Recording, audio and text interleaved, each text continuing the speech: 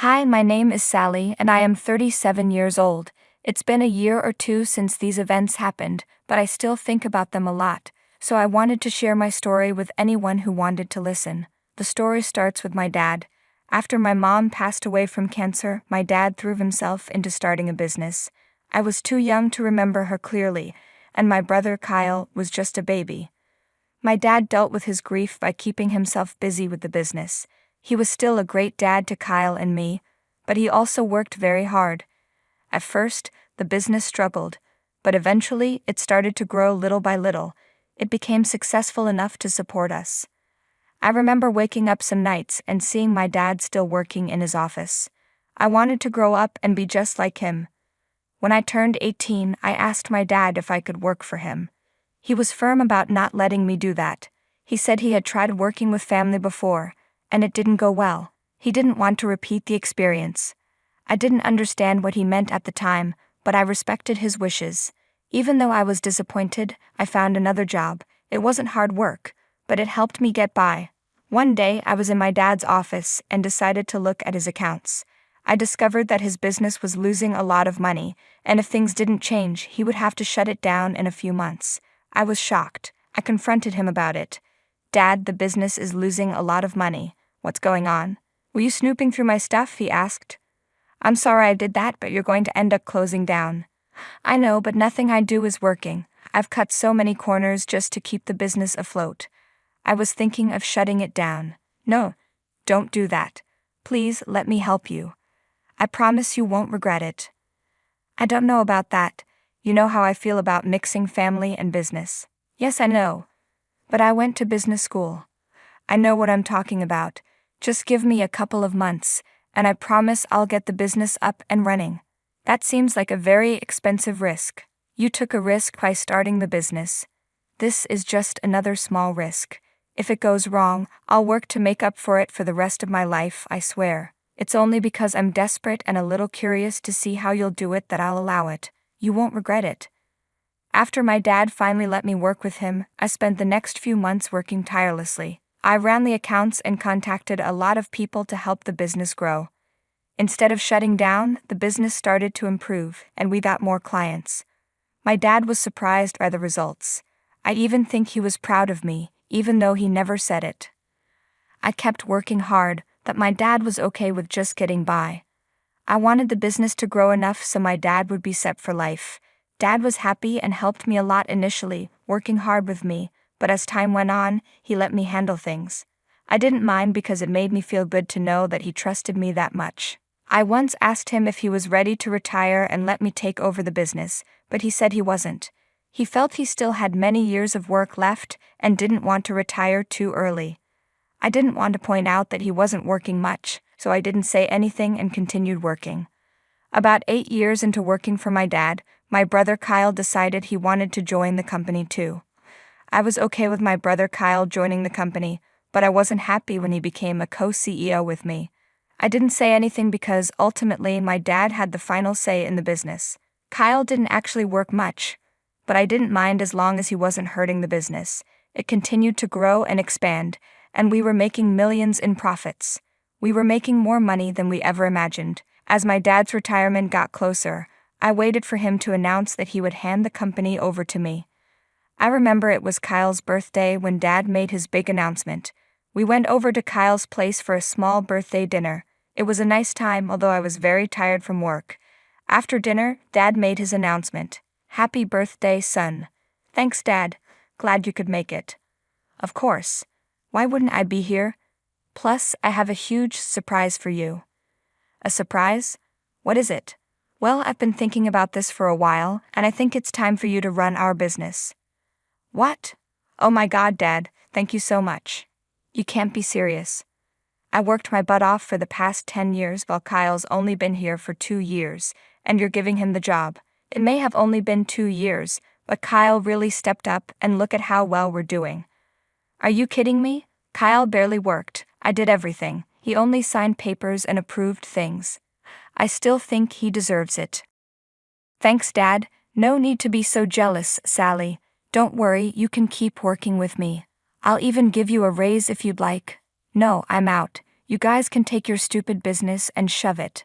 I won't stand for this disrespect. I've put up with a lot, but this is where I draw the line. Don't even think of calling me. I'm done with you guys. Oh, come on, Sally, don't be like that. Bye. I stormed out of the house and slammed the front door. How dare they treat me like this? Did they even know how many nights I gave up sleep to work? Did they know how many eye drops I used because I spent so much time looking at my screen that my eyes dried out? Did they know that no matter how sick I was, I still came to work?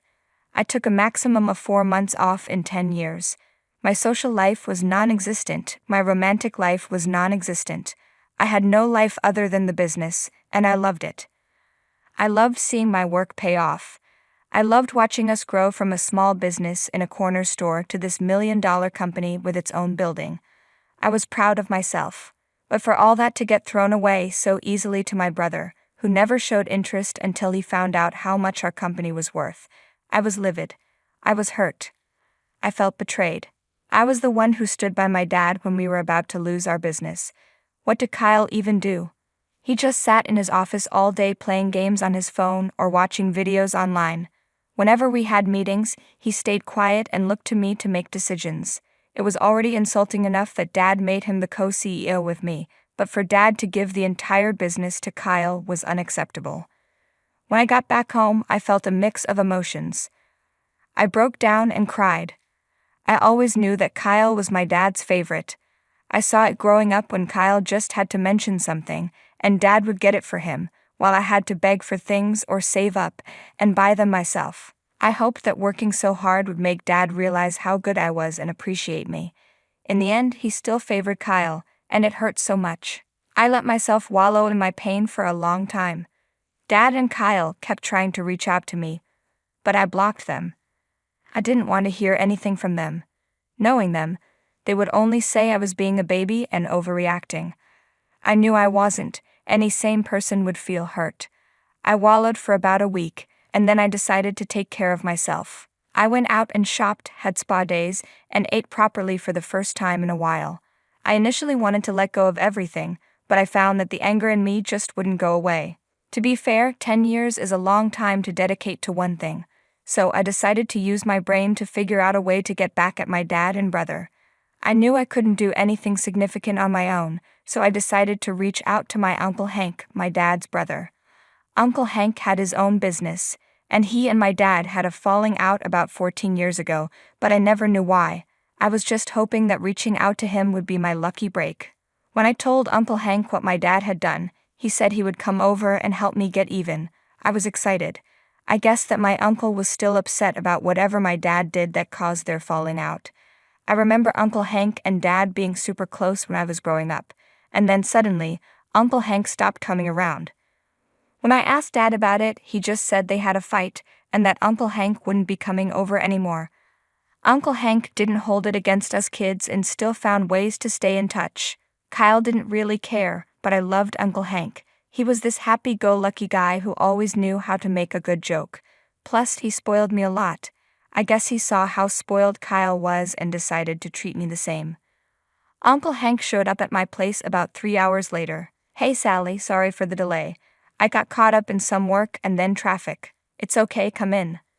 So my piece of crap brother used you to help grow his business and then kicked you out, huh? That sounds familiar. Yeah, it sucks. What do you mean by familiar?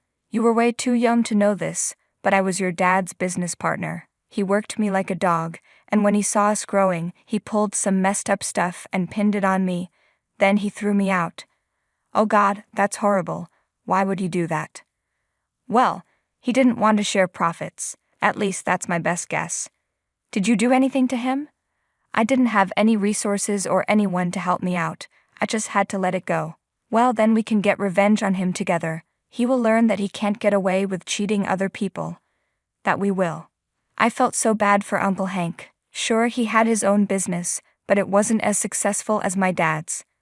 I wished it were hard to believe that my dad could do that to his brother, but he did it to me, so I believed Uncle Hank easily. We started planning and I wanted to do something big. I knew my dad's business would start failing pretty soon. Dad checked out of the business about 3 years after I started managing it, and Kyle was pretty much useless. I told Uncle Hank this, and an idea started to form in his head. He asked me how I'd feel about starting a business in the same field as my dad's. I loved that idea. Uncle Hank was willing to lend me some land to start the business, but I asked him how he'd feel about buying another plot. He was confused at first, but then I explained that there was an empty plot right next to my dad's business. It would be like rubbing salt in the wound for my dad once he starts losing clients. It was a bit risky to buy a whole plot of land and start a business just for revenge, but both of us were hurt and angry enough to do it. Over the next 2 months, we started working on our plan. We purchased the plot of land, which was about 5 times larger than the one my dad's business sat on. We registered our business and handled all the legal paperwork. Our grand plan was to steal my dad's employees once his business started to tank. Uncle Hank and I spent a lot of time working out the logistics of everything we needed for our revenge. Since I had managed my dad's business and brought in many clients, I had a lot of contacts. I snagged a bunch of my dad's clients and even got them to refer our business to their friends and families. We had a very solid start. To be honest, I was just waiting for a call from my dad or brother any day now, knowing their profits were beginning to suffer. I was right. About 7 months into starting our business, Dad called me. I was fully prepared for him to start begging me to come back. Instead, he asked me to come over for dinner. I guess he wanted to plead with me in person, so I agreed to go. When I arrived, my brother was there too. He looked nervous, and they were both suspiciously nice. I made sure to carry copies of the documents proving I was the co-owner of the land and business with Uncle Hank. I wanted to go out with a bang. They deserved it after all. We ate dinner, and while it was awkward for Dad and Kyle, I just waited for the chance to tell them how I was actively ruining them. Finally, after dinner, Dad said they had something to discuss. So, honey, there's something we need to talk to you about. Yes. You see, there's this new competitor in the field, and right now, we're kind of sinking. Oh man, that's tough. Yeah, so Dad and I were wondering if you want to come back and work for us. Excuse me? Absolutely not. You know what you did last time, and I'm not going to let you use me until everything gets good just to then throw me away. Don't be dramatic, Sally. I was only doing what I thought was best. If Kyle was the best, why isn't he solving your issue? Why are you asking me? I'm not as good as you. I tried to tell you, Dad, but you were way too confident in me. I guess you'll just have to deal with it. Please, Kyle is great, but we just need someone who has a little more experience. I'm done with your disrespect. And as my daughter, you have to work for me. I think not. I'm already working for another company. You can quit it. I don't care. You're going to come back. Why will I work for you when my company is currently crushing yours? You're working for our new competitor. Well, technically, I own it. You're lying. You wish I was. Here are the documents. You own it with Hank. He's so much more talented than you. Plus, he actually appreciates everything I do. It's honestly a pleasure to work with him. How can you do this to your family? The same way you could do it to Uncle Hank and me. I will obliterate your company and leave you both in the dust. All the best. Dad tried to call out for me as I made my way to leave, but I didn't pay him any mind. My face hurt from smiling so hard. Finally, Uncle Hank and I had gotten our revenge. My dad and Kyle were going to learn why it's so wrong to cheat family. Buying the land and starting the business was only the beginning. Thanks to my good rapport with a few of the employees at Dad's business, I spread rumors about the company's instability and the possibility of most employees losing their jobs. I also began circulating rumors about job openings at my new company. We had a lot of applicants. It wasn't an issue hiring them because I knew all of them had strong work ethics and could deliver good results on time. Many were shocked to see me managing the hiring process, which only spread the rumors further, bringing us even more applications. My dad's business was not only crumbling from the outside, but also from the inside. Dad furiously called Uncle Hank and yelled at him for sabotaging his business, but Uncle Hank just laughed in his face and told him he deserved it before hanging up. In about another year, Dad's business was running at a huge loss and in large amounts of debt. Uncle Hank and I were thriving.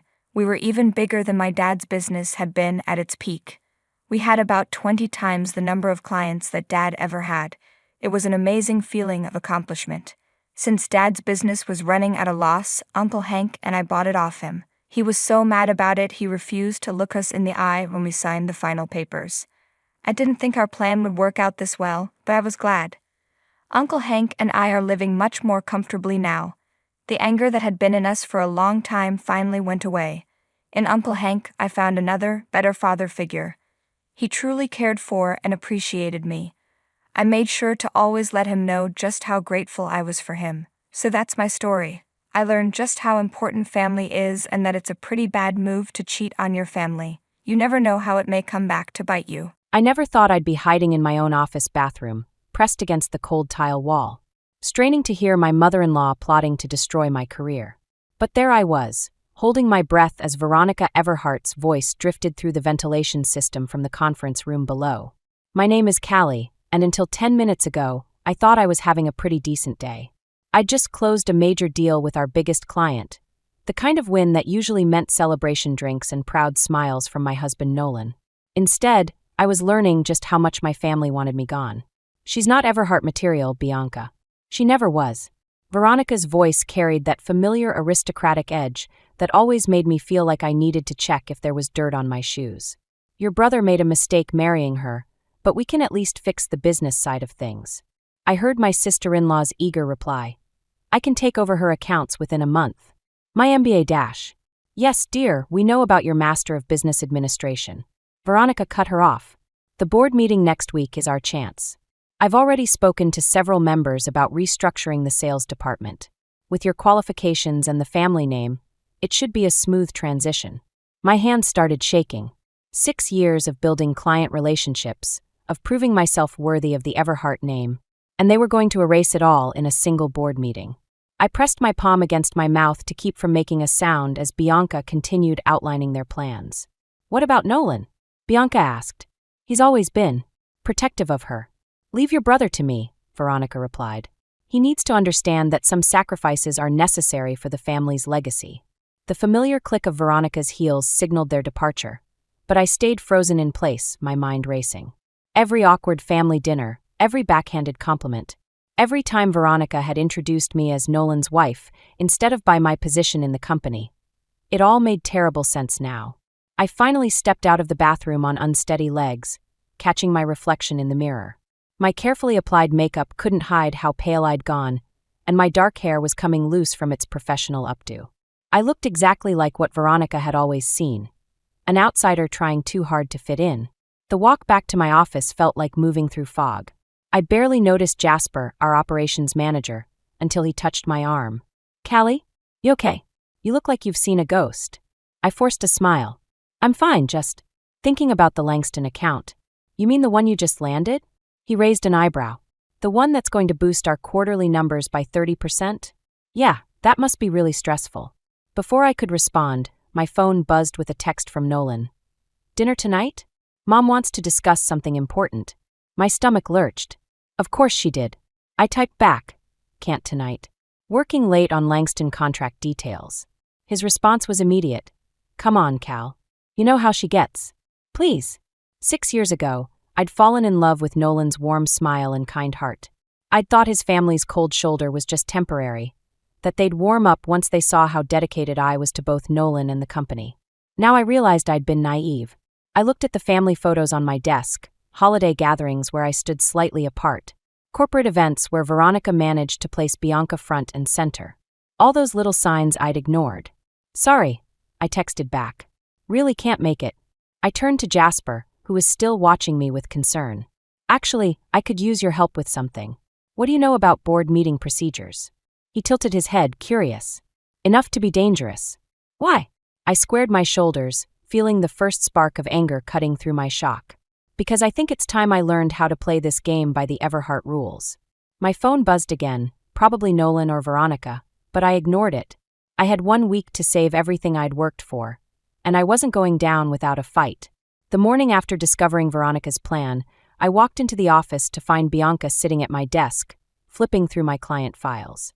She looked up with that practiced, innocent expression I'd seen her perfect over years of family dinners. Oh, Callie, I hope you don't mind.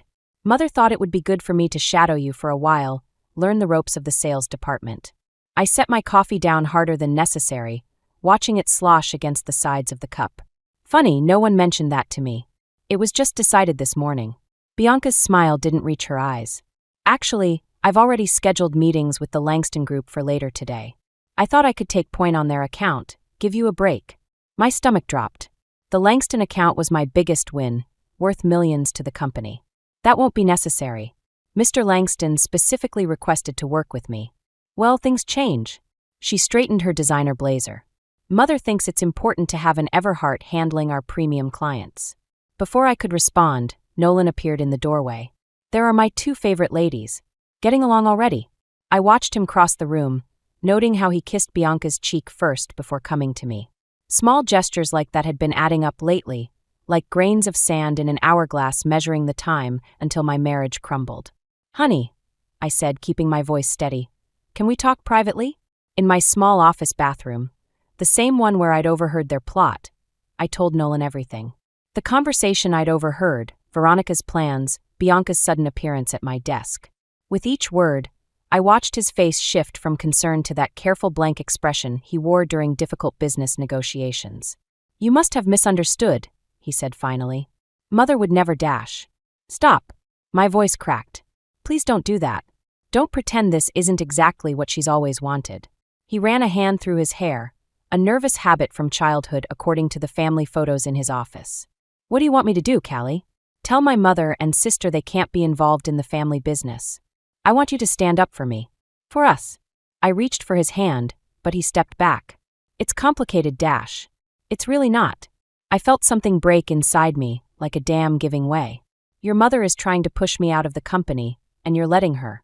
A knock at the door made us both jump. Jasper's voice came through. Callie? Mr. Langston is on line 1.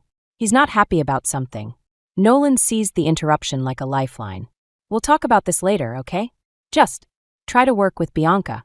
For me. I watched him leave, then pressed my forehead against the cool mirror. When I finally returned to my desk, Bianca was gone, but she'd left her mark. My files were reorganized, my calendar had been accessed, and there was a new photo frame on my desk, a picture of her and Nolan as children, their mother beaming between them. My phone buzzed with a text from Jasper. Emergency meeting called for 3 p.m. Board members flying in. Something big happening. I looked out my office window at the city below, remembering the day Nolan had proposed. We'd been right there in that park across the street, and he'd promised me we'd build something amazing together. Now I wondered if I'd been building on quicksand all along. My computer pinged with a new email from Veronica, addressed to the entire sales team. Please join me in welcoming Bianca Everhart as our new Associate Sales Director. Her expertise will be invaluable as we move forward with restructuring the department. I closed the email and opened my client files instead. If they wanted a war, they'd get one. But first, I needed to call Mr. Langston and find out exactly what Bianca had said to upset our most valuable client. Sometimes the best revenge isn't about destroying your enemies. It's about being so damn good at what you do that they destroy themselves trying to take you down. The quarterly reports landed on my desk like a bomb waiting to explode. 3 weeks of Bianca's leadership had done exactly what I'd expected. The Langston account was in shambles.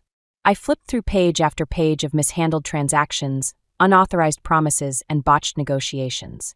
My phone lit up with Mr. Langston's name for the 3rd time that morning. I'd been dodging his calls, buying time while I figured out how to fix this mess without destroying what little was left of my marriage. You need to see this, Jasper said, appearing in my doorway with more papers. Bianca just submitted a proposal to restructure our entire client portfolio. She's planning to redistribute all your accounts. I skimmed the document, my hands shaking. She's splitting up the Langston subsidiaries between 5 different account managers. That'll destroy the integrated service model we spent 2 years building. That's not all. Jasper lowered his voice. Look at page 4. There it was, buried in corporate jargon. A recommendation to terminate my position due to redundancy in the organizational structure. The office suddenly felt too small, too warm. I grabbed my laptop and the reports. I need to talk to Nolan. Now. I found him in the conference room with Veronica and Bianca, all 3 heads bent over some presentation. The family resemblance had never been more striking, or more alienating. We need to discuss the Langston account, I said, trying to keep my voice professional despite the fury building in my chest. Veronica's perfectly lined lips curved into a smile. Bianca has everything under control, dear. No need to worry yourself. Under control? I dropped the reports on the table. She's destroyed 6 months of work in 3 weeks. Mr. Langston is threatening to pull his business. Bianca's face flushed. I'm implementing a more efficient system. You're implementing chaos. I turned to Nolan. Look at the numbers. Really look at them. He picked up the report, but Veronica placed her hand over his. Nolan, darling, remember what we discussed about emotional decisions versus business ones? Emotional. I laughed, the sound harsh even to my own ears. Okay, let's talk business. Bianca's efficient system has cost us 15% in projected revenue. She's alienated our biggest client, and now she's trying to dismantle the entire sales structure to cover her incompetence. That's enough. Nolan's voice cracked like a whip. Callie, you're obviously upset about the changes, but attacking Bianca isn't helping. Attacking her? I stared at him, this stranger wearing my husband's face. I'm trying to save our company. Our company? Veronica's voice dripped with disdain. I think you're forgetting your place, dear. This is the Everhart family business. Something snapped inside me. I pulled up my email on the conference room screen and opened Mr. Langston's latest message. Read it. Out loud, Nolan. Read what your sister's leadership has done to our relationship with our most valuable client. The room fell silent as Nolan scanned the email, his face growing paler with each line. Bianca shifted in her seat, her confident facade cracking. This isn't. I didn't. She stammered. Mother, Nolan said quietly. Could you and Bianca give us a minute? Absolutely not, Veronica replied. Whatever needs to be said can be said in front of family. Fine. I pulled up another document. Then let's talk about this termination proposal. Were you planning to tell me about it, Nolan? Or were you going to let your sister handle that too? His head snapped up. What termination proposal? But before anyone could respond, Jasper burst into the room. Mr. Langston is here. In person. And he's furious. Through the glass walls, I could see Mr. Langston stalking across the office floor, his face thunderous. Bianca went pale, Veronica straightened her spine, and Nolan looked like he might be sick. I gathered my things, a strange calm settling over me. I'll handle this. But afterward, we're going to have a very different conversation about the future of this company and our marriage. As I walked out, I heard Veronica hiss. Do something, Nolan. But for once, my husband stayed silent, and that silence said everything about where we stood. I spent 3 hours in damage control with Mr. Langston, watching 6 years of carefully built trust crumble like sand between my fingers. When I finally emerged from the conference room, my throat was raw from talking, and my hands trembled as I gathered my things. How bad is it? Jasper asked, falling into step beside me. He's giving us 2 weeks to fix everything Bianca messed up, or he's taking his business elsewhere. I stopped at my office door, staring at the nameplate that now seemed more like a countdown timer. Where is everyone? Emergency board meeting. They didn't invite you. Of course they hadn't. I dropped into my chair, noticing the family photo on my desk had been replaced again, this time with a framed copy of Bianca's Master of Business Administration diploma. The pettiness of it almost made me laugh. My phone buzzed with a text from Nolan. Where are you? Mother's presenting the restructuring plan. I didn't reply. Instead, I opened my laptop and started downloading every file, every email, every piece of evidence of what Bianca's leadership had done to our clients. I wasn't going down without proof. Callie. Jasper's voice was unusually serious. There's something else you should know. I overheard Veronica on the phone earlier. She's been meeting with Harrison and Mills. My stomach dropped. Harrison and Mills was our biggest competitor. Why would she dash? They're discussing a merger. One that would effectively dissolve our sales department and integrate their team instead. The room spun slightly. A merger would mean everyone in my department would lose their jobs. Not just me, but the entire team I'd built. All to get rid of one unwanted daughter-in-law. My phone rang, Nolan again. This time I answered. Where are you? He sounded stressed. The board's asking questions about the Langston situation. Are they? Funny how nobody asked me. You know, the person who just spent 3 hours saving our biggest account. Don't be difficult, Callie. Just come up here and dash. And what? Watch while your mother and sister dismantle everything we've built? Listen to more lies about how I'm the problem. Silence stretched between us like a chasm. Finally, he said quietly, they're not lying about everything. The numbers dash. The numbers are manipulated, and you know it. My voice cracked. But that's not even the point anymore. When was I going to hear about Harrison and Mills? His sharp intake of breath told me everything. Who told you about that? Does it matter? Were you going to tell me before or after I was unemployed? It's not what you think. Mother says dash. Mother says. Mother thinks. Mother wants. I pressed my palm against my burning eyes. When was the last time you thought for yourself, Nolan? More silence. Then, just come to the meeting. Please. We can figure this out. I looked at Jasper, who was pretending not to listen while organizing files. I thought about my team, about the clients who trusted us, about the life I'd thought I was building. No, I said finally. I'm done playing by Veronica's rules. You want to know where I am? I'm in my office, preparing evidence of every mistake, every mishandled account, every illegal promise Bianca has made in the last month.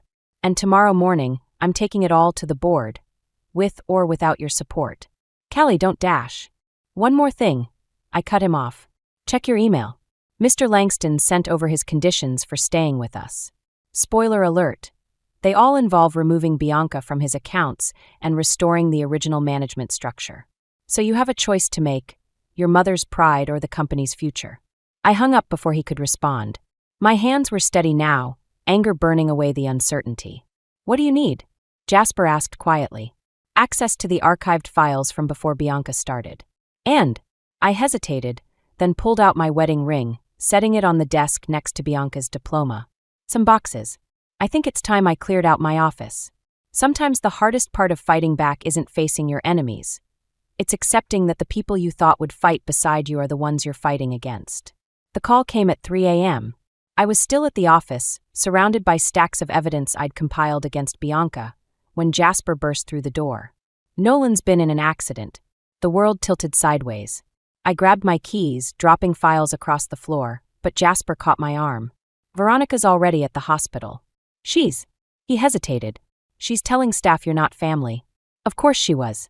I snatched my phone, dialing Nolan's number out of habit, only to hear it ringing from his empty office down the hall. The sound echoed like a ghost. I'll drive, Jasper said quietly. At the hospital, Veronica stood like a sentinel outside the ICU, Bianca at her side. Their matching Everhart blue blazers made them look like guards at a fortress I wasn't meant to breach. He's in surgery, Veronica announced before I could speak. Family only. I'm his wife. For now. She smiled thinly. Though given recent events, I imagine that status might change soon. My hands clenched. What happened? He was upset after your little ultimatum. Bianca's voice dripped with accusation. Driving too fast, I expect. The implication hit like a slap. They were blaming me for this. Before I could respond, a doctor approached with updates about head trauma, internal bleeding, and induced coma. The words blurred together as I watched Veronica and Bianca nod along, making decisions about my husband's care without even glancing my way. I need to see him, I said when the doctor finished. That won't be necessary. Veronica's voice could have frozen hell. We've got everything under control. In fact, given the circumstances, I think it's best you return to the office. Someone needs to handle the transition. Transition? Bianca pulled out a folder. Emergency succession protocols. As the only blood relative with executive experience, I'll be taking temporary control of operations while Nolan recovers. You can't dash. Actually, we can. Veronica produced another document. Nolan's will is quite clear about succession rights. Blood relatives only. You should read it carefully, dear. Consider it professional development. My vision tunneled. All those nights Nolan had worked late with his mother on estate planning. This was what they'd been doing, ensuring I could never threaten the precious Everhart legacy. Mrs. Everhart? A nurse appeared. Your son is asking for someone. It sounds like Cal. Hope flared in my chest, but Veronica stepped forward smoothly. That would be Calvin, his childhood friend. We'll explain that he can't be here right now. The nurse frowned. I thought dash. Thank you, we'll handle it. Veronica's tone left no room for argument. I watched them disappear into the ICU, these women who'd orchestrated my removal from every aspect of my life with surgical precision. Even now, they were rewriting my existence, turning Cal into Calvin, erasing me from Nolan's story one piece at a time. My phone buzzed. An email from Bianca to the entire company announcing her temporary leadership position, effective immediately. Below it was a message from Mr. Langston. Meeting tomorrow, 9 a.m. Non-negotiable. Callie. Jasper touched my shoulder. there's something else you should see. He handed me his tablet, showing security footage from the parking garage. Nolan's car leaving the office. A second car, Bianca's, following close behind. The timestamp matched exactly when I'd issued my ultimatum about the board meeting. The police should dash. The police, Veronica's voice cut in as she returned, have already ruled it an accident. Single car mechanical failure. Such a tragedy. She placed special emphasis on mechanical, her eyes meeting mine in clear challenge. The message was crystal clear. They'd thought of everything. They always did. I looked through the ICU window at my husband, lying still among machines and tubes. Then down at the wedding ring I'd put back on for the hospital visit. 6 years of marriage, of fighting to belong, of loving a man who'd let his family write me out of his life before he'd even met me. You win, I said quietly, turning to leave. Oh, darling, Veronica called after me. We won a long time ago. You're just finally catching up. But she was wrong. This wasn't over. Because she'd forgotten one crucial detail. I had nothing left to lose. The 9 a.m. meeting with Mr. Langston wasn't going well. I sat across from him in his downtown office, watching 6 years of relationship building crumble as Bianca fumbled through another presentation. Miss Everhart, he interrupted, you've just proposed exactly what your predecessor, Mrs. Everhart here, advised against 3 months ago. Bianca's perfectly manicured nails dug into her portfolio. The market conditions have changed dash. The only thing that's changed is the leadership. He turned to me. Callie, what's your take on this mess? Before I could answer, Veronica swept into the room, all designer suit and practiced concern. Mr. Langston, I apologize for the confusion. Callie is no longer authorized to speak on behalf of Everhart Trading. Then I'm no longer authorized to do business with you. He stood straightening his tie. My contract was with Callie. She leaves, we leave. That won't be necessary. Veronica's smile didn't reach her eyes. We have something that might change your mind. She slid a document across the table, a copy of the confidentiality agreement I'd signed when joining the company. Highlighted in yellow was a clause about client relationships post-employment. If Callie attempts to maintain any professional contact with Everhart clients, Veronica explained smoothly, we'll be forced to pursue legal action. Against both parties. Mr. Langston's face hardened. You'd sue your own clients? We protect our interests. Veronica's voice could have frozen hell. By any means necessary. The meeting ended shortly after, with Mr. Langston storming out and Bianca trailing behind, trying to salvage something from the wreckage. I stayed seated, staring at the agreement that had just destroyed my last hope of fighting back. You know, Veronica mused, collecting her things, this could have been avoided if you'd just accepted your place. As Nolan's wife, nothing more. Is that why you had Bianca follow him that night? Her hand paused over her briefcase. Careful, dear. Accusations like that could be considered slander. And with Nolan still in his condition. My phone buzzed, Jasper calling. I ignored it.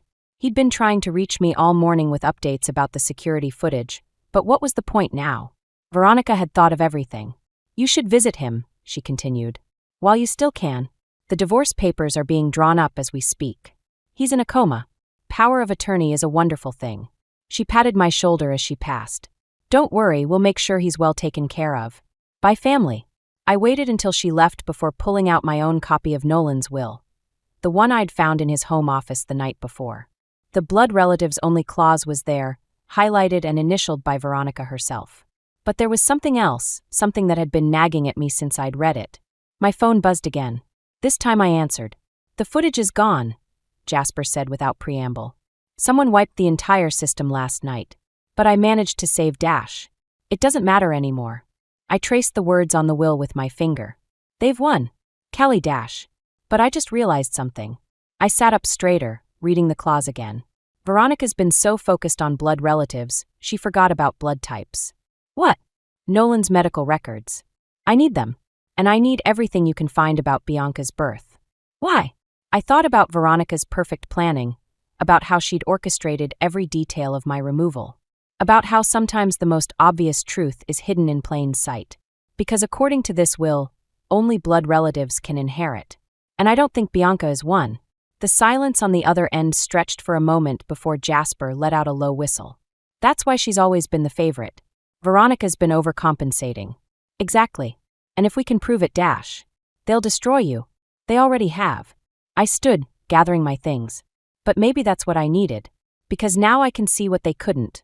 Sometimes the best revenge isn't about winning. What's it about? I looked at my reflection in the office window, seeing not the broken woman they'd tried to create, but someone stronger. Someone dangerous. It's about making sure everyone loses together. The emergency board meeting was already in session when I walked in, Jasper at my side with a manila envelope tucked under his arm. Veronica stood at the head of the table, mid-speech about succession planning, while Bianca sat in Nolan's chair like she'd been born to it. "I'm afraid this is a closed meeting," Veronica said, her smile razor-sharp.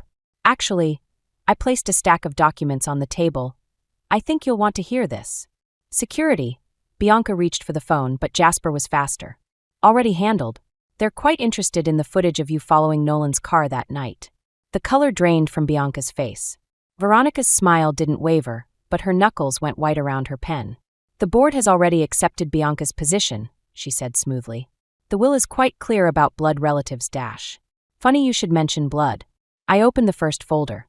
"Did you know Nolan has typo-negative blood? Rare, but well documented in his medical records." And according to these, I slid another document forward. His father was typo-positive. The room went deadly quiet.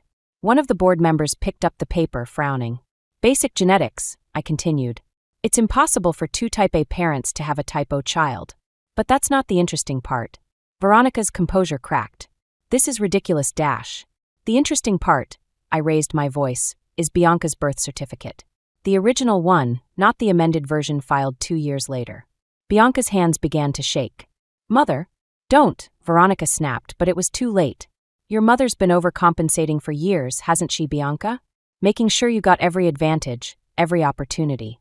Not because you earned it, but because she felt guilty." "That's enough." Veronica slammed her hand on the table. "No, it's not." I turned to the board. "The will specifies blood relatives only. Bianca isn't one. She never was." Chaos erupted. Board members talking over each other, Bianca crying, Veronica trying to regain control.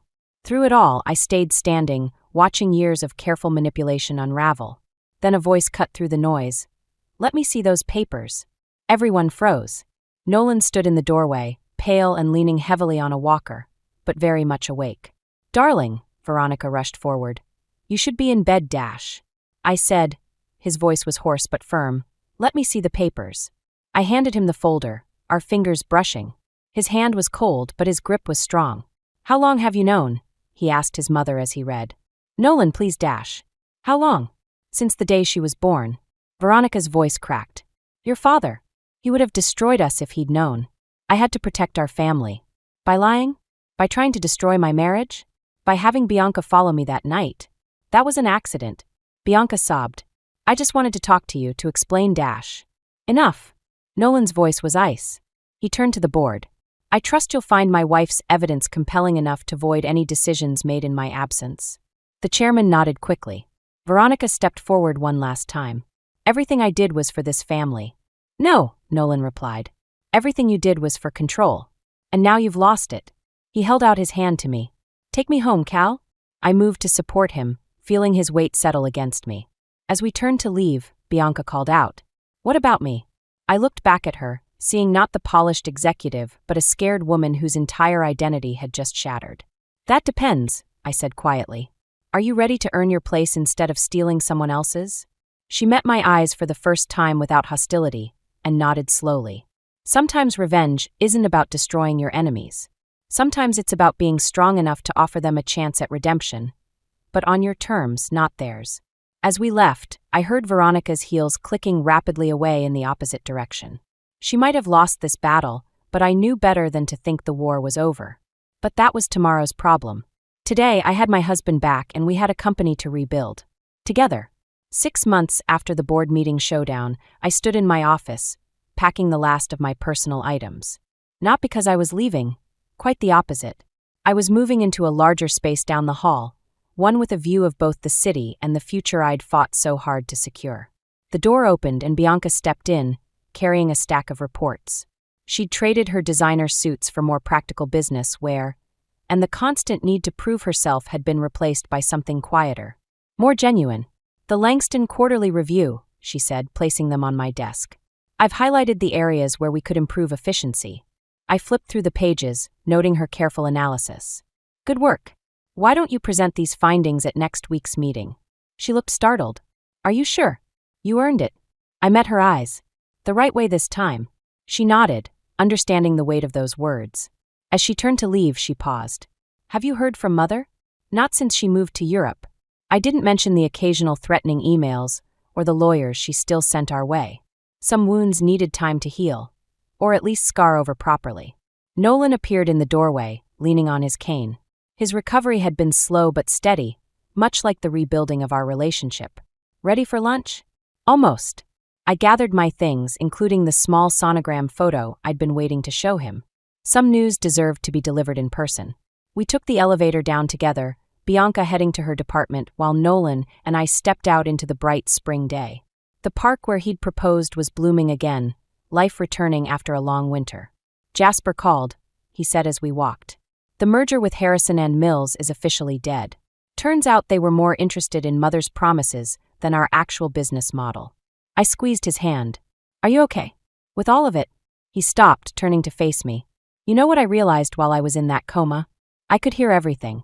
Every scheme, every lie, every time someone tried to speak for me instead of to me. His voice softened. And every time you fought for what we built together.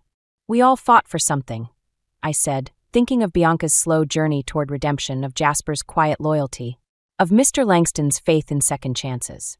Some of us just took longer to figure out what was worth fighting for. Speaking of fighting, he pulled out an envelope. These came this morning. Mother's lawyers again. I took the envelope but didn't open it. Instead, I handed him the sonogram photo. I think we have more important things to focus on. His eyes widened as he understood what he was seeing. Is this? Due in winter. I smiled.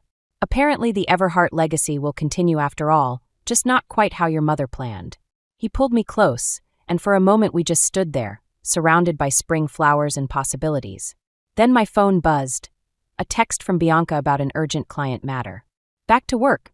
Nolan asked. Always. I took his arm as we turned back toward the office. But this time we're doing it right. Building something worth inheriting, not just something worth fighting over. As we walked, I thought about revenge and redemption.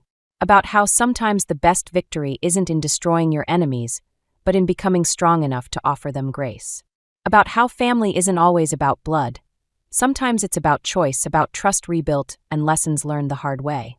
The envelope from Veronica's lawyers crinkled in my bag, unopened. Whatever threats or schemes it contained could wait. We had a company to run, a baby to prepare for, and a future to build. And this time we were building it together, on a foundation of truth instead of manipulation, of earned trust instead of inherited power. It wasn't perfect, family never is, but it was ours. Sometimes the happiest endings aren't about winning or losing. They're about finding the strength to write your own story, even when others try to write it for you. And our story, it was just beginning.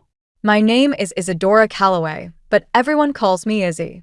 I've spent my life chasing flavors and writing about them, turning my mother's passion for food into a career that would have made her proud. Little did I know that my greatest challenge wouldn't come from a bitter herb or an overcooked steak, but from the family I married into. You know, Izzy, not everyone gets to turn their passion into a livelihood, Bernie said, her eyes gleaming with a hint of something darker. It must be nice to have all this success, and to share it with family.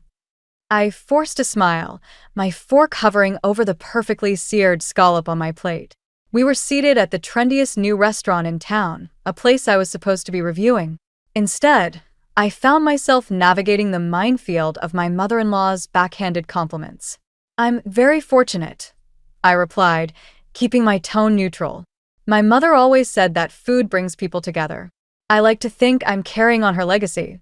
Thatch, my husband, squeezed my hand under the table. And you're doing a fantastic job, honey.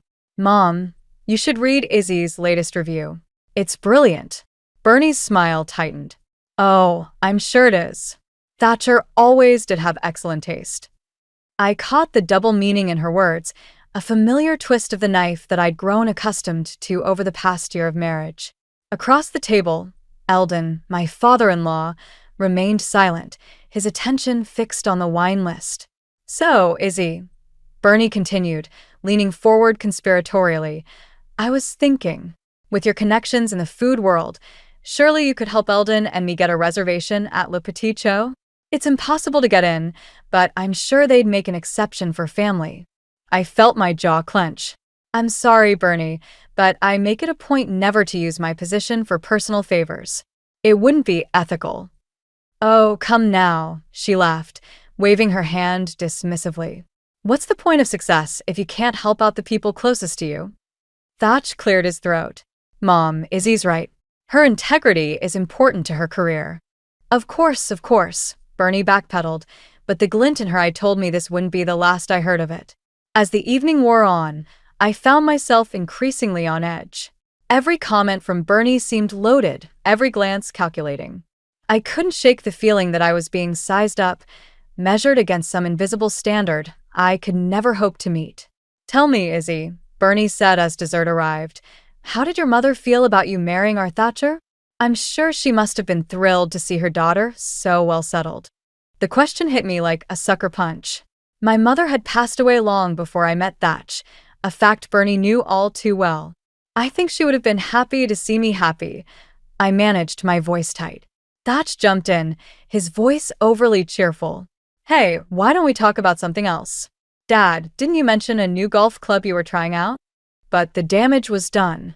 As we left the restaurant, Bernie's parting words echoed in my ears. We must do this again soon, darling. After all, we're family now. On the drive home, Thatch reached for my hand. I'm sorry about my mom. You know how she can be. I nodded, not trusting myself to speak. The truth was, I didn't know how Bernie could be. Not really. But I was beginning to suspect that the charming, supportive in-laws I thought I'd married into were nothing more than an illusion. As we pulled into our driveway, I made a silent promise to myself. I would navigate this family dynamic, protect my career, and honor my mother's memory. But I couldn't shake the feeling that I was stepping onto a battlefield I hadn't even known existed. Little did I know, this was just the beginning. The subtle jabs, the veiled insults, the constant pressure, it was all leading somewhere. And I had a sinking feeling that before long, I'd be forced to choose between the family I'd married into and the life I'd worked so hard to build. The weeks following that tense dinner flew by in a whirlwind of deadlines and restaurant openings. I threw myself into my work, grateful for the distraction from the nagging doubts about my in-laws. Thatch, ever the charmer, seemed determined to make up for his mother's behavior with grand gestures and surprise date nights. It was on one of these nights, as we strolled along the riverfront after a cozy dinner at our favorite bistro, that Thatch suddenly dropped to one knee. My heart leapt into my throat as he pulled out a small velvet box. Izzy, he said, his voice trembling slightly, you've brought so much flavor to my life. Will you marry me? The ring was simple but elegant, nothing like the gaudy rocks Bernie favored. It was perfect. I said yes through tears of joy, truly believing at that moment that our love could overcome any obstacle. The wedding was a small affair, much to Bernie's barely concealed disappointment. Are you sure you don't want something grander? She'd asked, eyeing the modest venue we'd chosen. But Thatch had backed me up, insisting that this was exactly what we wanted. As we settled into married life, I found myself noticing little quirks about Thatch I'd overlooked before.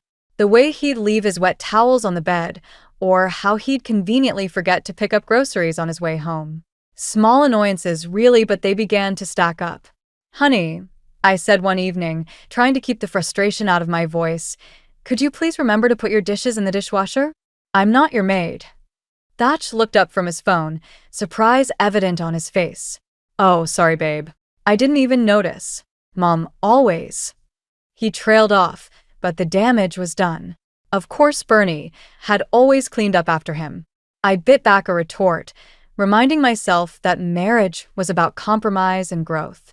Despite these minor hiccups, I was hopeful about our future.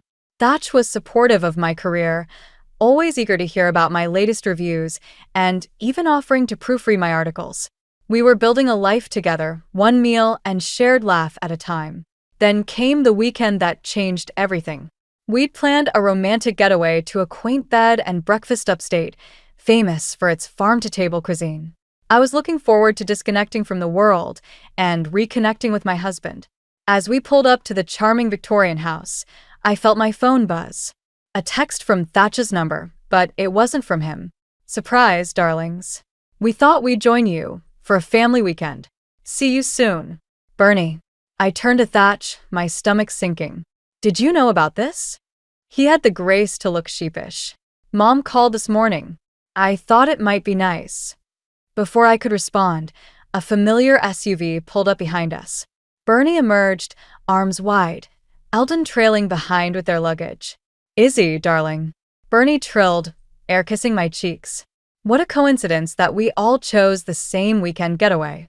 I forced a smile, knowing full well this was no coincidence. As Bernie launched into a monologue about the dreadful traffic and how quaint everything looked, I caught Thatch's eye. He mouthed a silent sorry, but I couldn't shake the feeling that he wasn't nearly as bothered by this intrusion as I was. The weekend stretched on endlessly. Every meal became a stage for Bernie to critique the food, comparing it unfavorably to restaurants she'd visited in Europe. Eldon mostly kept quiet, occasionally nodding in agreement with his wife. By Sunday morning, my nerves were frayed.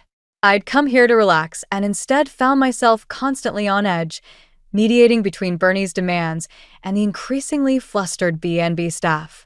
As we packed to leave, Thatch tried to smooth things over. It wasn't so bad, was it? Mom and Dad really enjoyed spending time with us. I zipped my suitcase with more force than necessary. Thatch, this was supposed to be our weekend. Don't you see how intrusive this was? He shrugged, that boyish grin I once found so charming now grating on my nerves. They're family, Izzy. That's what family does. As we drove home, Bernie's voice echoing from the car behind us as she called to make plans for next weekend. I couldn't shake the feeling that the harmony I'd believed in was nothing more than an illusion. And for the first time since our wedding, I wondered if Thatch and I were really on the same page after all. The weeks following our ill-fated getaway were tense. Thatch and I danced around the subject of his parents, neither of us willing to ignite the powder keg of resentment that had been steadily building. I threw myself into my work, using the excuse of deadlines to avoid family dinners and weekend brunches. It was during one of these late nights at the office that I decided to go over our finances. With a big review coming up, I wanted to make sure we were on track for our savings goals. As I logged into our joint account, my heart nearly stopped. The balance was far lower than it should have been. Frowning, I scrolled through the recent transactions. Expensive restaurants, high-end boutiques, a golf club membership renewal. None of these were expenses Thatch and I had discussed. My hands shaking, I dialed Thatch's number. Hey, can you explain these charges on our account? I asked, trying to keep my voice steady. There was a long pause on the other end. Oh, those, Thatch said, his voice unnaturally light. Mom and Dad were in a bit of a tight spot, so I helped them out. It's no big deal, Izzy. No big deal? I repeated, incredulous. Thatch, this is thousands of dollars. From our joint account. They're family, he said, as if that explained everything. We can afford it. Your last book advance more than covers it. I felt as if I'd been slapped. My advance? That was for our future, Thatch. For us. Not for your parents' lavish lifestyle. Look, can we talk about this when I get home? Thatch sighed. I'm sure we can work it out. But when Thatch arrived home, Bernie and Eldon were in tow. Surprise. Bernie trilled, waltzing into our living room like she owned the place. We thought we'd treat you to dinner to thank you for your generosity. I shot Thatch a look of disbelief, but he just shrugged helplessly. Dinner was a tense affair. Bernie regaled us with tales of her latest shopping spree and Eldon's new set of golf clubs, each word like a dagger to my heart. I pushed my food around the plate, appetite gone. Izzy, darling, you've barely touched your food, Bernie noted, her tone dripping with faux concern. Is everything all right? I set down my fork with a clatter. Actually, no. It's not all right. I just found out that my hard-earned money is being used to finance your lifestyle without my knowledge or consent. The table fell silent. Thatch looked like he wanted to disappear into his chair. Bernie's eyes narrowed. Now, Izzy, let's not be dramatic. We're family. Families support each other. Isn't that right, Thatcher? Thatch nodded weakly. Mom's right, Izzy. It's what families do. I stood up abruptly, my chair scraping against the floor.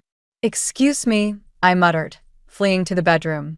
Later that night, after Bernie and Eldon had finally left, Thatch tried to smooth things over. "I'm sorry I didn't tell you," he said, his voice soft. "I just didn't want to worry you. It won't happen again, I promise."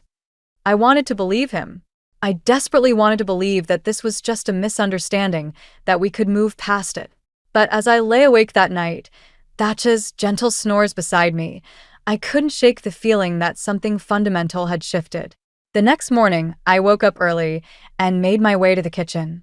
As I sipped my coffee, staring out at the dawning sky, I thought about my mother. What would Vivian Calloway say if she could see me now?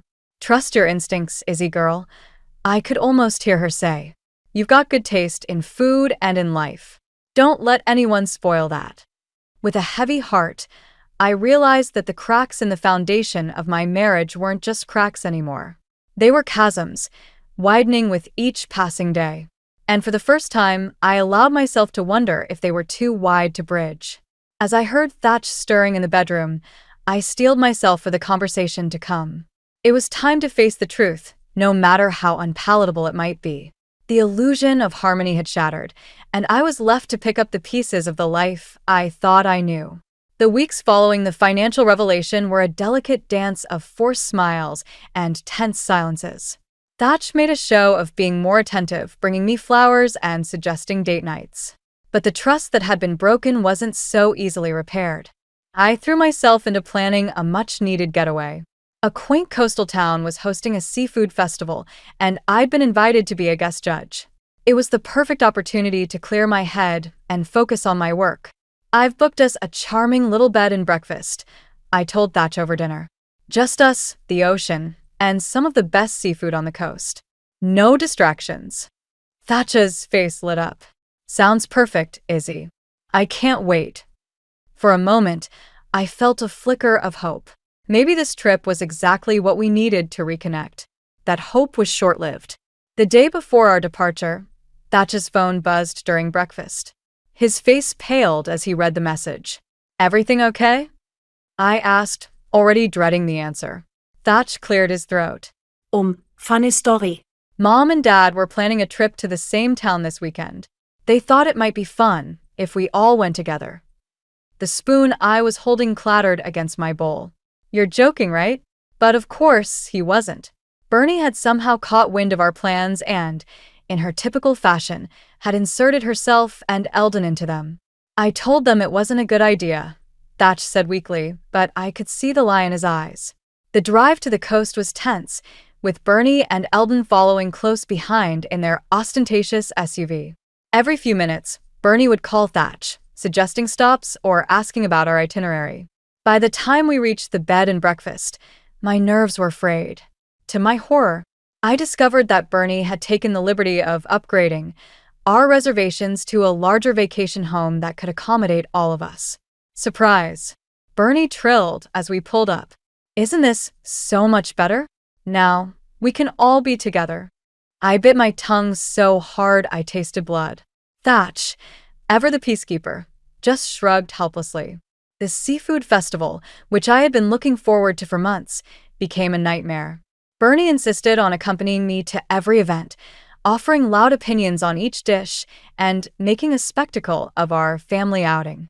"Oh, Izzy's a food critic," she'd announce to anyone who would listen. But of course, I taught her everything she knows about fine dining. I watched helplessly as my professional connections gave me pitying looks, clearly put off by Bernie's overbearing presence. The final straw came during the judging of the festival's signature dish. As I sat with my fellow judges, carefully tasting and evaluating each entry, I heard a commotion from the crowd. "Excuse me, coming through. Family of the judge here." To my horror, Bernie was pushing her way to the front, Eldon, and a mortified Thatch in tow. "Izzy, darling," she called out, waving frantically. "Don't forget to save some for us. We're family after all." The other judges exchanged glances, and I felt my cheeks burn with embarrassment. In that moment, something inside me snapped. I stood up abruptly, my chair scraping loudly against the floor. The The crowd fell silent as I marched over to where Thatch stood. "We need to talk," I hissed, grabbing his arm and pulling him away from his parents. Now. Once we were out of earshot, I let loose. "This has to stop, Thatch. Your mother is ruining my career, my reputation, and our marriage. You need to set some boundaries or, I swear dash." "Or what?" Thatch interrupted, a hint of defiance in his voice. "They're my parents, Izzy. I can't just cut them out of our lives." I stared at him, the realization hitting me like a wave. This wasn't just about Bernie and Eldon. This was about Thatch's inability, or unwillingness, to stand up for me, for us. As I walked back to the judging table, leaving Thatch standing there, I felt a strange mix of clarity and despair. The man I had married, the life I thought we were building together, it was all unraveling before my eyes. And I wasn't sure if I had the strength or even the desire to try and stitch it back together. The weeks following the disastrous seafood festival were a blur of tense silences and half-hearted attempts at reconciliation. Thatch and I tiptoed around each other, the weight of unspoken words hanging heavy between us. I threw myself into my work, grateful for the distraction it provided from my crumbling personal life. It was during this time that I received an invitation to review Le Jardin, the most exclusive new restaurant in the city. This wasn't just any review. It was a make-or-break moment for my career. The entire culinary world would be watching, waiting to see what Isadora Calloway had to say about the most anticipated opening of the year. I arrived at Le Jardin early, notebook in hand, ready to lose myself in the experience. The maitre d' led me to a secluded table, perfect for observing the room without drawing attention to myself. As I settled in, I felt a familiar sense of calm wash over me. This was my element, where I could forget about Bernie, Thatch, and all the complications they brought into my life. The first course had just arrived, a delicate amuse-bouche that promised to set the tone for the evening, when I heard a commotion at the entrance. "But surely you must have a table for us. Don't you know who we are?" My blood ran cold. I'd recognize that shrill voice anywhere. "Bernie." I sank lower in my seat, praying they wouldn't spot me. But of course, luck wasn't on my side. "Izzy, darling." Bernie's voice cut through the refined murmur of the dining room. What a delightful surprise. I looked up to see Bernie sashaying towards me, Eldon, and a mortified-looking Thatch in tow. The other diners were starting to stare, whispers rippling through the room. "Bernie," I hissed, trying to keep my voice low. "What are you doing here?" She waved a hand dismissively. "Oh, we heard you were reviewing this charming little place and thought we'd join you. After all, what's a family for if not to support each other?" Before I could protest, Bernie had signaled a waiter. "We'll need 3 more place settings here." Chop chop. The waiter looked at me uncertainly. I could feel the eyes of the entire restaurant on us, including those of the head chef who had emerged from the kitchen to see what the commotion was about. "Bernie, please," I pleaded. "This is a professional engagement. I can't have you here." But Bernie was already settling into a chair, examining the menu with a critical eye. "Nonsense, darling. Who better to assist you than your loving family? Now, let's see what overpriced morsels they're serving tonight." As the evening progressed, my worst fears were realized. Bernie loudly critiqued each dish, making outrageous demands and sending back perfectly prepared plates. Eldon, as usual, said little, but nodded along with his wife's every pronouncement. Thatch alternated between looking apologetic and trying to placate his mother. I sat there, mortified, watching my professional reputation crumble before my eyes. The other diners were openly staring now, some even taking out their phones to record the spectacle. Finally, as Bernie launched into a tirade about the wine list, something inside me snapped. Enough. I stood up abruptly, my chair scraping loudly against the floor. The room fell silent. "Bernie, Eldon, I need you to leave." Now. Bernie's eyes widened in mock hurt. "But Izzy, we're only trying to help. After all, you're part of our family now." "No," I said, my voice shaking with anger and pent-up frustration. "I'm not part of your family. I'm Isadora Calloway, food critic and writer. And you've just ruined the most important review of my career." Bernie's face darkened. Now see here, young lady. We've given you everything, connections, opportunities. Our darling Thatcher. You owe us dash. I owe you nothing, I interrupted, surprising even myself with the venom in my voice. Thatch, I'm sorry, but if you can't see what's happening here, then maybe we need to reevaluate more than just this evening. With that, I grabbed my purse and stormed out of the restaurant, leaving behind a stunned silence. As the cool night air hit my face, I felt a strange mix of despair and liberation. I had no idea what would happen next, but I knew one thing for certain. Things could never go back to the way they were. The aftermath of the Le Jardin disaster was swift and merciless. My inbox overflowed with concerned emails from editors and fellow critics, while social media buzzed with gossip about the Calloway family meltdown.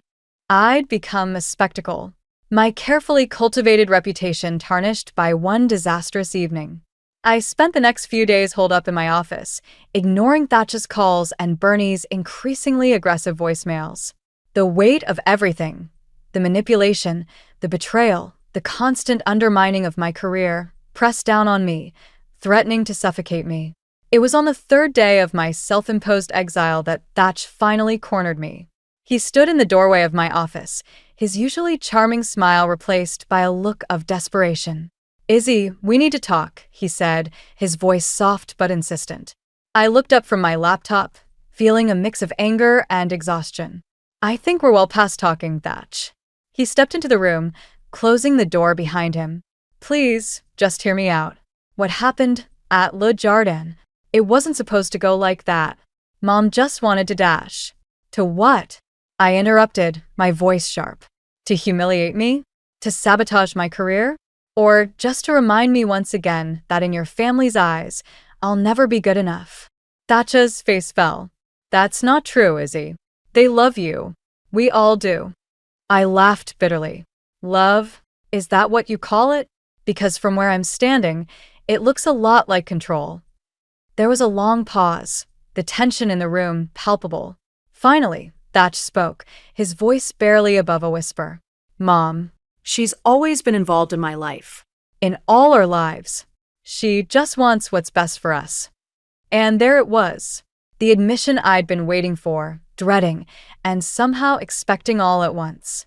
"What's best for us?"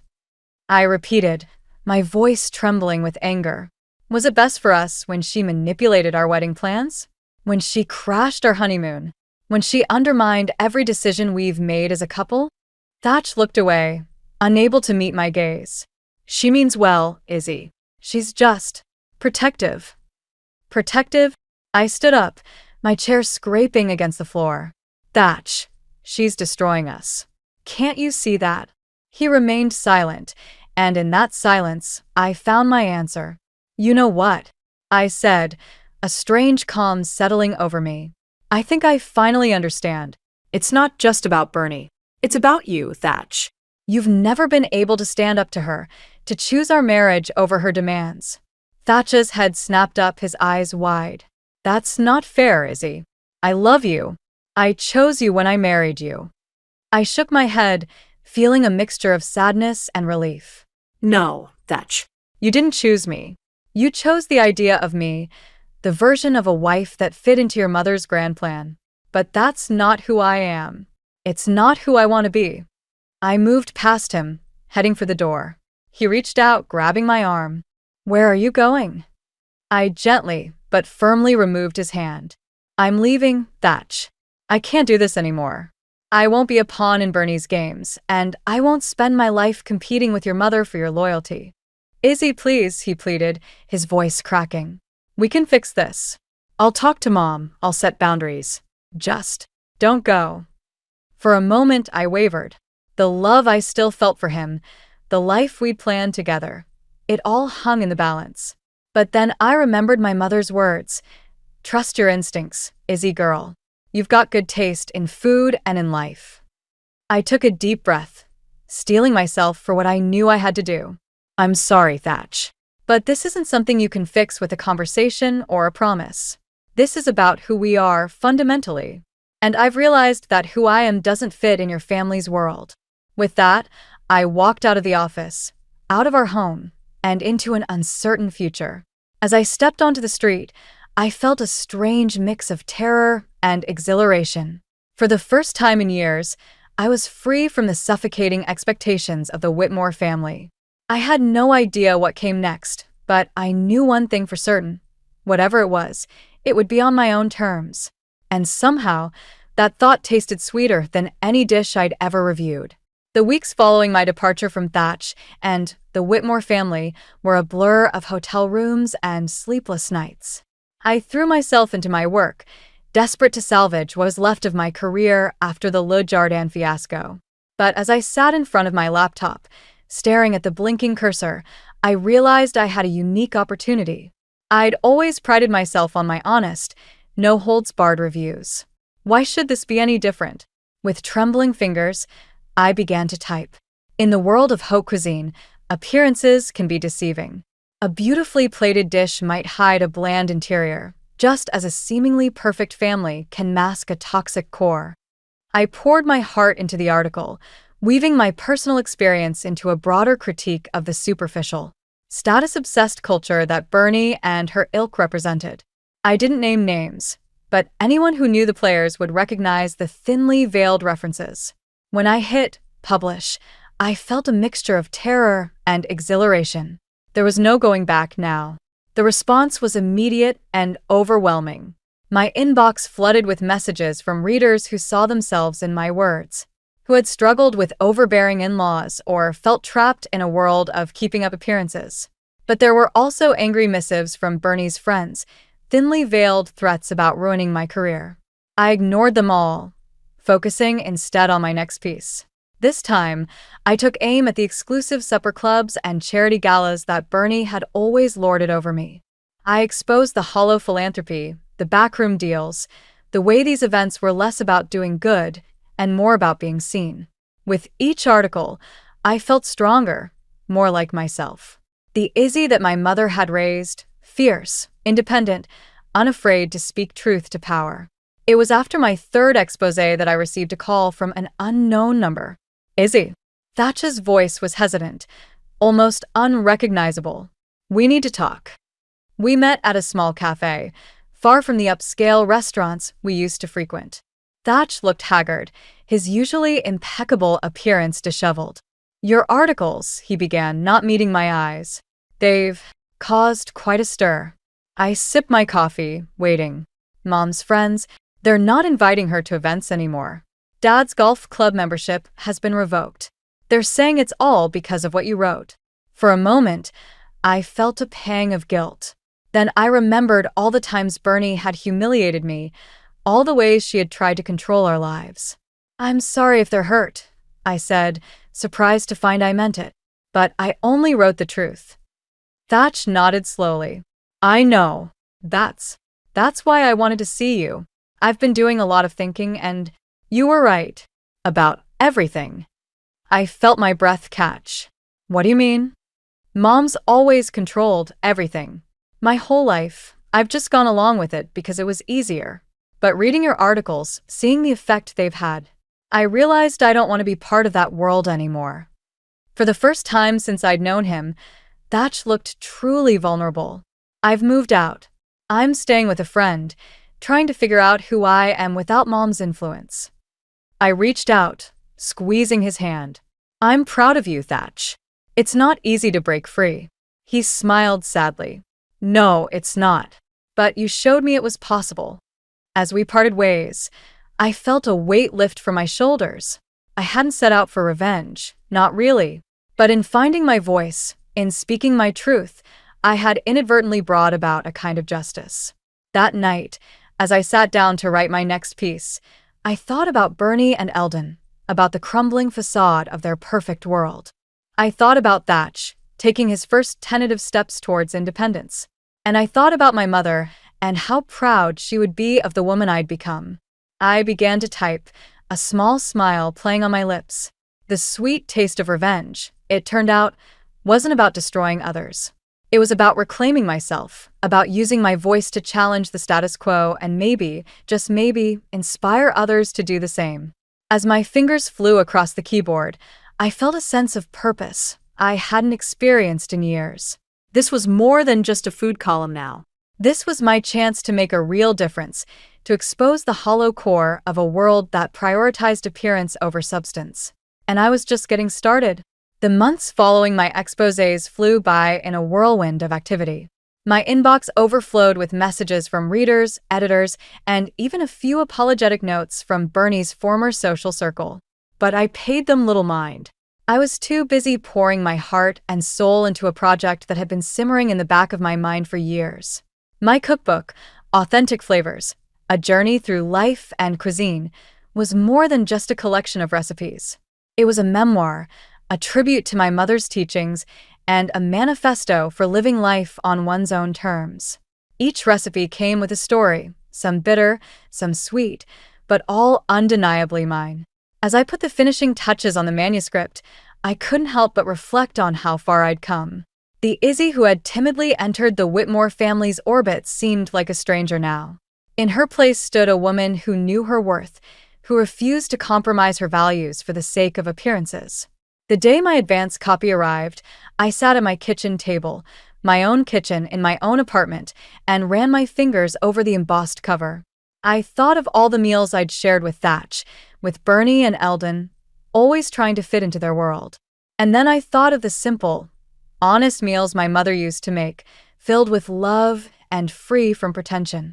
I opened the book to the dedication page. To Vivian Calloway, who taught me that the most important ingredient in any dish is authenticity. And to myself, for finally learning that lesson. As if on cue, my phone buzzed with a text from Thatch. We'd kept in sporadic contact over the past few months, each of us working on our own journey of self-discovery. Heard about the cookbook. Congratulations, Izzy. You deserve this success.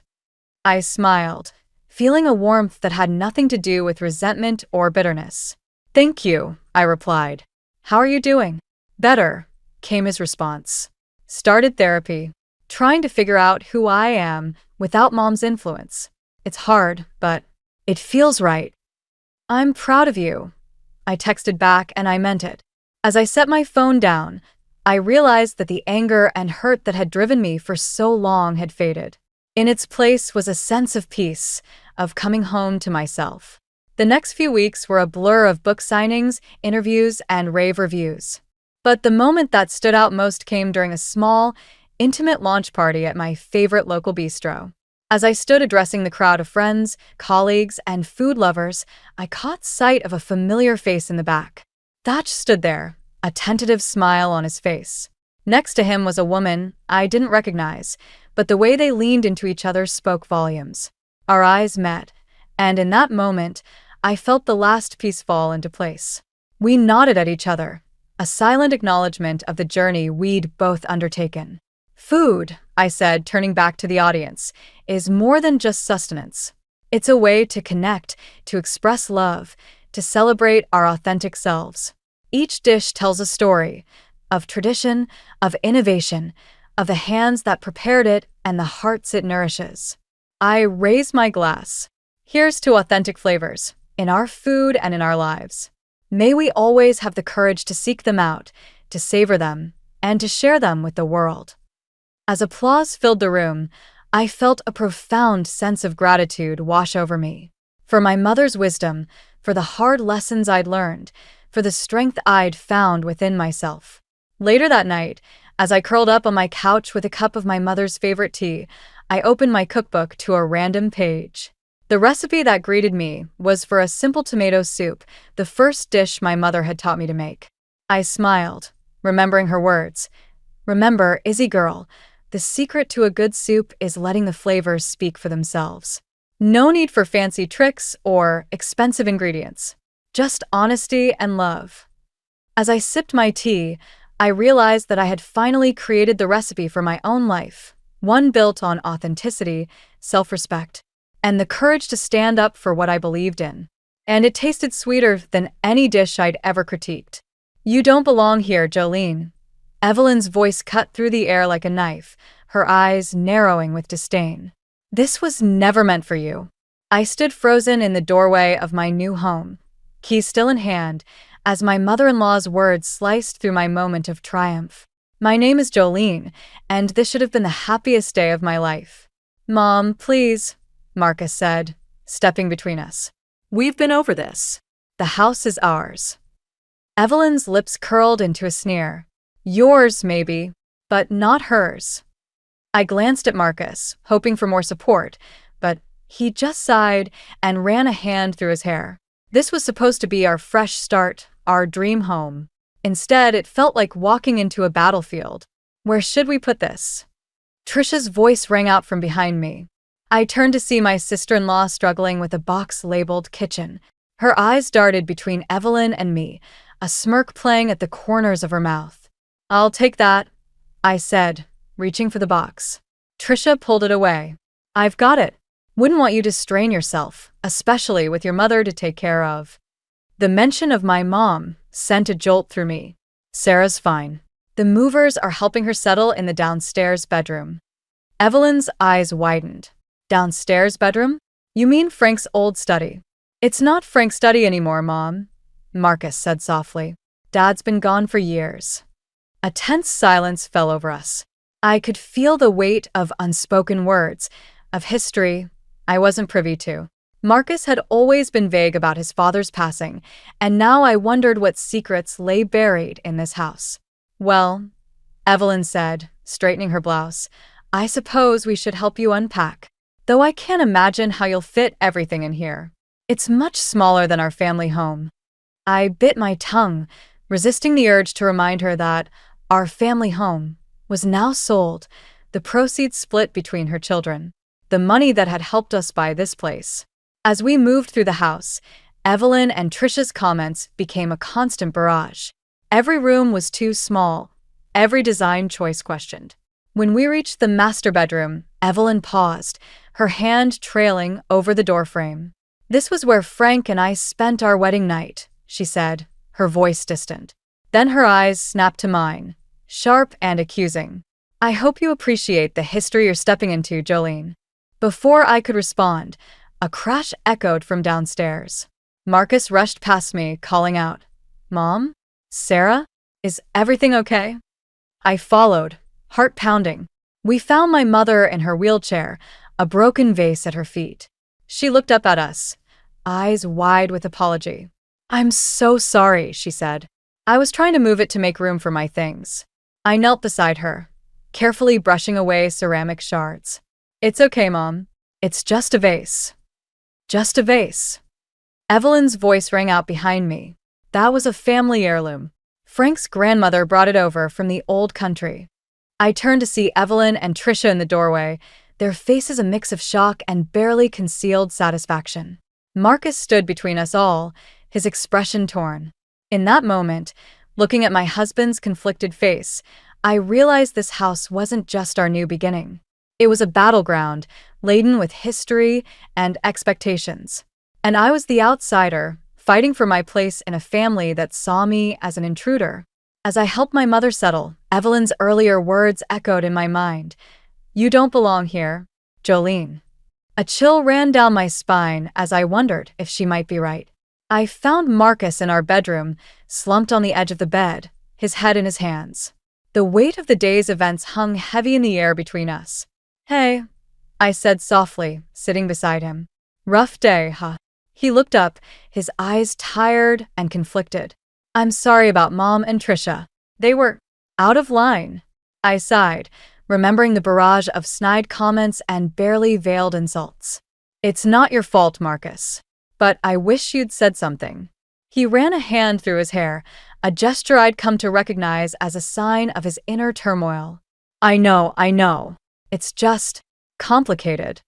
Complicated how? I pressed, feeling a familiar frustration bubbling up. We're married, Marcus. We're supposed to be a team. Before he could respond, a knock at the door interrupted us. My mother's voice called out, Jolene? Is everything all right? I opened the door to find Sarah in her wheelchair, concern etched on her face. We're fine, Mom. Just talking.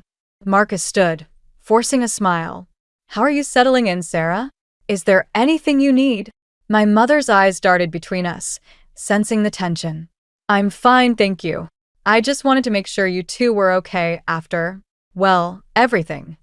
As if on cue, Marcus's phone buzzed. He glanced at it, his face falling. It's work. I need to take this. He stepped out, leaving me alone with my mother.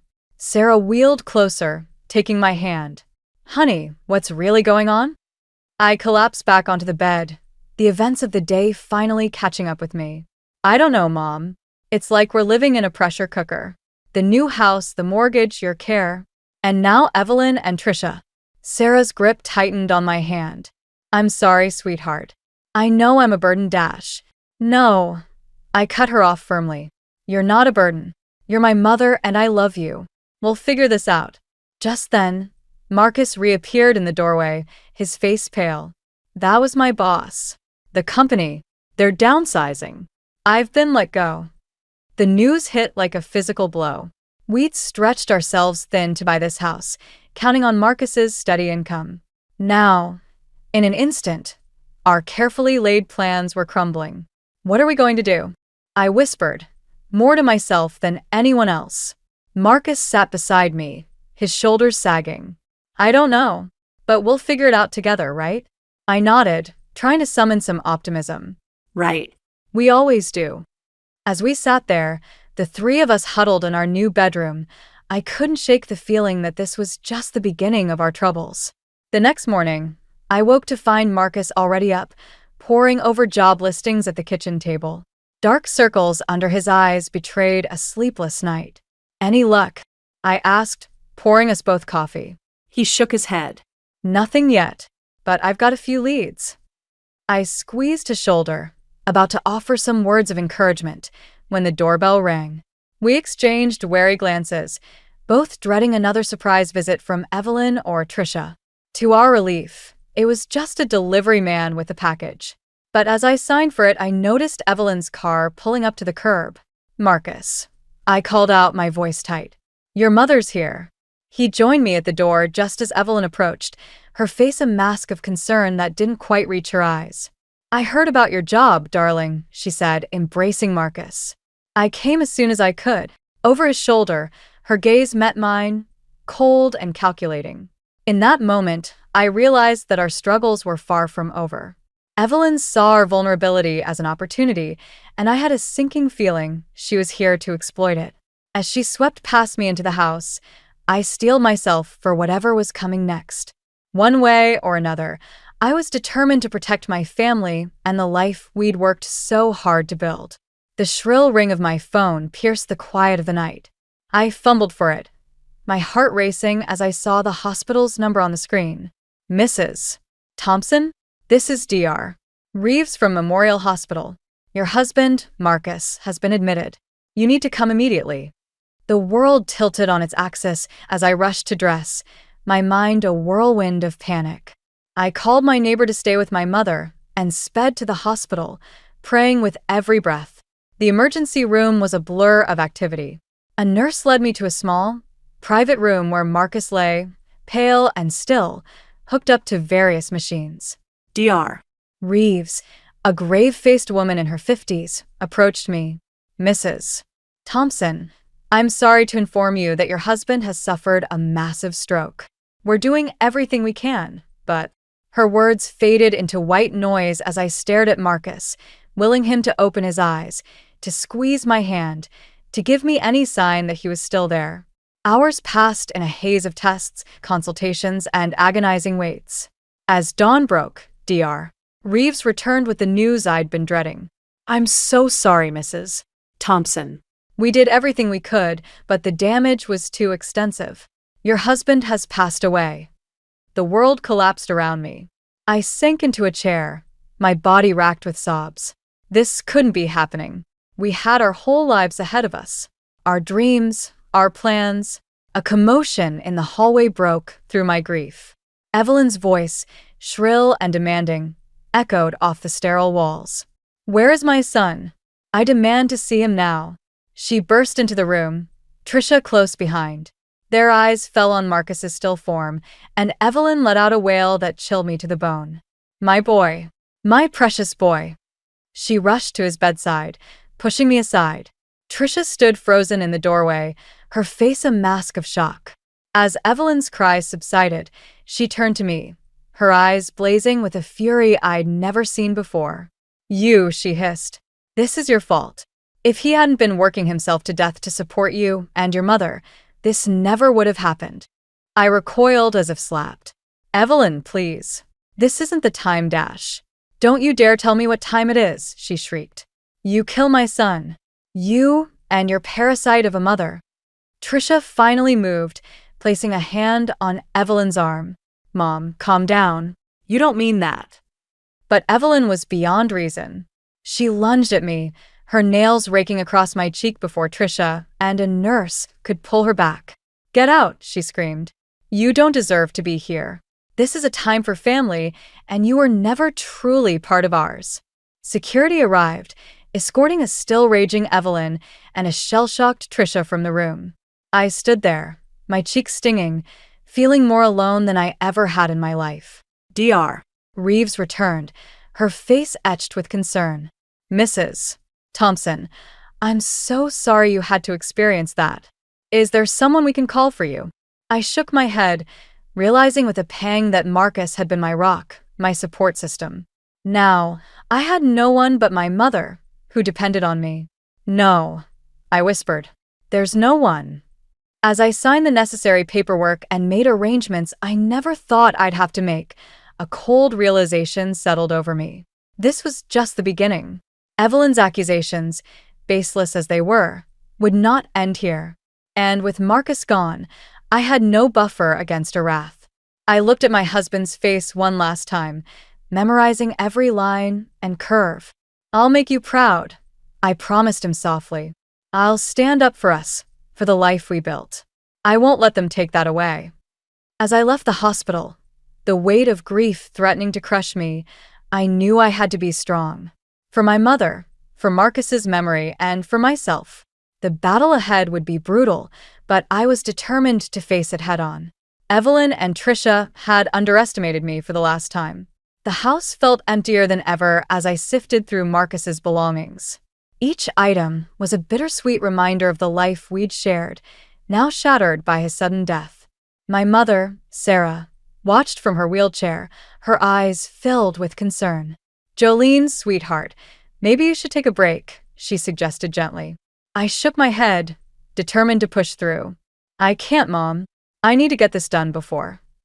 I trailed off, unable to finish the thought, before Evelyn and Trisha could interfere, as I knew they would. As if summoned by my thoughts, the doorbell rang. I tensed, expecting another confrontation. To my relief, it was only a courier with a package. "Delivery for Marcus Thompson," the young man said, holding out a battered cardboard box. I signed for it, puzzled. Marcus hadn't mentioned expecting anything. Back inside, I set the box on the kitchen table and carefully opened it. Inside was a collection of old letters, photographs, and a small leather-bound journal. All of it looked decades old. A note on top caught my eye. "Marcus, your father wanted you to have these. I've held onto them long enough. It's time you knew the truth. Uncle Robert." My hands trembled as I picked up the journal. It belonged to Frank, Marcus's father. As I flipped through the pages, my eyes widened. This wasn't just a diary, it was a confession. Frank wrote about Evelyn's manipulations, her constant scheming to control the family's wealth and reputation. He detailed how she'd driven wedges between him and his siblings, isolated Marcus from his cousins, and even orchestrated Frank's estrangement from his own parents. But the most shocking revelation came near the end. I can't take it anymore. Evelyn's latest plot has gone too far. She's threatening to reveal my past mistakes unless I sign over everything to her. I won't let her destroy our family's legacy. I'm sorry, Marcus. I hope someday you'll understand and forgive me. The entry was dated just days before Frank's supposed heart attack. My mind reeled. Had Evelyn driven Frank to his death? And if so, how far would she go to maintain her control now? A soft gasp from behind me made me jump. I turned to see my mother, her face pale. "Jolene," she whispered, "you need to be careful. If Evelyn finds out you have these." I nodded, understanding the gravity of the situation. "I know, Mom. But this could change everything. It proves that Evelyn's been manipulating the family for years. As I continued reading, more secrets came to light. Evelyn's treatment of Marcus's first girlfriend, her sabotage of Trisha's college applications to keep her dependent, and her constant undermining of Marcus's confidence. It was all there in black and white. My grief for Marcus mixed with a growing anger. How much happiness had Evelyn stolen from him over the years? How much of our struggle had been orchestrated by her machinations? A plan began to form in my mind. I couldn't bring Marcus back, but I could honor his memory by exposing the truth and breaking Evelyn's hold on the family once and for all. Just then, my phone buzzed with a text from Trisha. "We need to talk. Alone. Meet me at the park in an hour." I hesitated, wondering if it was a trap. But something in Trisha's message felt different, almost desperate. "I'll be back soon," I told my mother, gathering the letters and journal. "I think it's time to start fighting back." As I left the house, I felt a mix of determination and fear. The contents of Frank's journal had changed everything, but wielding this information could be dangerous. Evelyn had proven she'd stop at nothing to maintain control. But for Marcus, for my mother, and for myself, I had to take the risk. It was time to confront the ghosts of the past and reclaim our future from Evelyn's poisonous influence. With Frank's words echoing in my mind, I steeled myself for the confrontation ahead. The truth was finally coming to light, and I was ready to face whatever storm it might bring. I stood at the front door, Frank's journal clutched tightly in my hand, my heart pounding. This was it, the moment of truth. With a deep breath, I rang the doorbell to Evelyn's opulent home. Trisha answered, her eyes darting nervously behind me. "Jolene, what are you doing here?"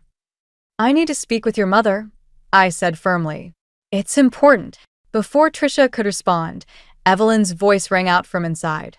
"Who is it, dear?" Oh. Her face hardened as she saw me. "What do you want?"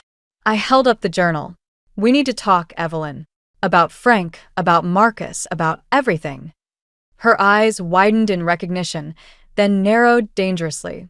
"Come in," she said, her voice icy. Once inside, I wasted no time. "I know what you did, Evelyn. To Frank, to Marcus, to this entire family. It's all here in Frank's journal." Evelyn's facade cracked for a moment before she regained her composure. "I don't know what you're talking about. That old thing? Probably just the ramblings of a sick man." "A sick man you drove to his death," I countered, my voice shaking with anger. "Just like you tried to do with Marcus." Trisha gasped. "Mom, what is she talking about?" I turned to Trisha. "Your mother has been manipulating this family for years. She isolated you, sabotaged your college applications, even drove away Marcus's first girlfriend. All to keep control." Evelyn's laugh was brittle. "You're delusional, Jolene. Grief has clearly addled your mind." "Then explain this," I said, opening the journal to a specific page. Frank's last entry, dated just before his heart attack. He talks about your threats, your schemes, how you were going to reveal his past mistakes unless he signed everything over to you. Trisha snatched the journal, her eyes scanning the pages frantically. "Mom, is this true?" For the first time, I saw real fear in Evelyn's eyes. "Trisha, darling, you can't believe Dash. It's all here, Mom," Trisha cried, her voice breaking. "Everything. How you manipulated Dad, Marcus, me." Why? "Why would you do this to us?" Evelyn's composure finally shattered. "You don't understand. I did it for us, for this family. To keep us together, to maintain our status, our legacy. By destroying us from the inside?" I asked, my voice quiet but firm. "By driving Frank to his death and crushing Marcus's spirit?" Evelyn collapsed into a chair, her face in her hands. "You have no idea what it takes to keep a family like this together. The sacrifices, the hard choices. Choices that killed your husband and son," I said, my heart aching for Marcus and the life we could have had.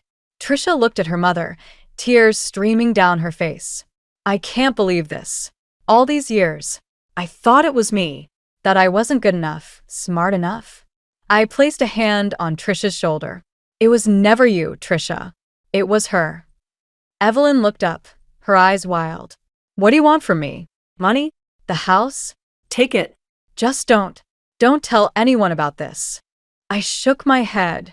I don't want your money, Evelyn. I want you out of my life, out of this house that Marcus and I worked so hard for. I want you to face what you've done and live with the consequences. And if I refuse? Evelyn's voice was a whisper. Then these letters go public.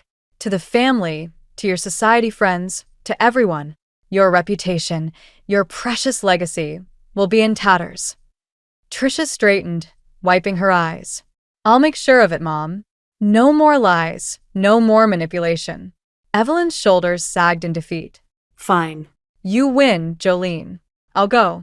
But remember, you're tearing this family apart. No, Evelyn, I said, my voice steady. You did that a long time ago. We're just picking up the pieces. As Evelyn retreated upstairs to pack, Trisha turned to me. Julene, I'm so sorry. For everything. I nodded, feeling a weight lift from my shoulders. It's not your fault, Trisha. But now we have a chance to make things right. As I left the house, I felt a mix of triumph and sadness. The truth was out, but at what cost? Yet as I thought of Marcus, of my mother, of the life we could now build free from Evelyn's shadow, I knew it was worth it. The power had shifted, and with it, a new chapter of our lives was about to begin. The aftermath of my confrontation with Evelyn and Trisha unfolded like a slow-motion car crash. Word spread quickly through their social circles, and the once revered matriarch found herself at the center of a scandal that rocked the community. I watched from a distance as their carefully constructed world crumbled. Evelyn's country club membership was revoked, her charity board positions rescinded. Former friends crossed the street to avoid her, whispering behind their hands.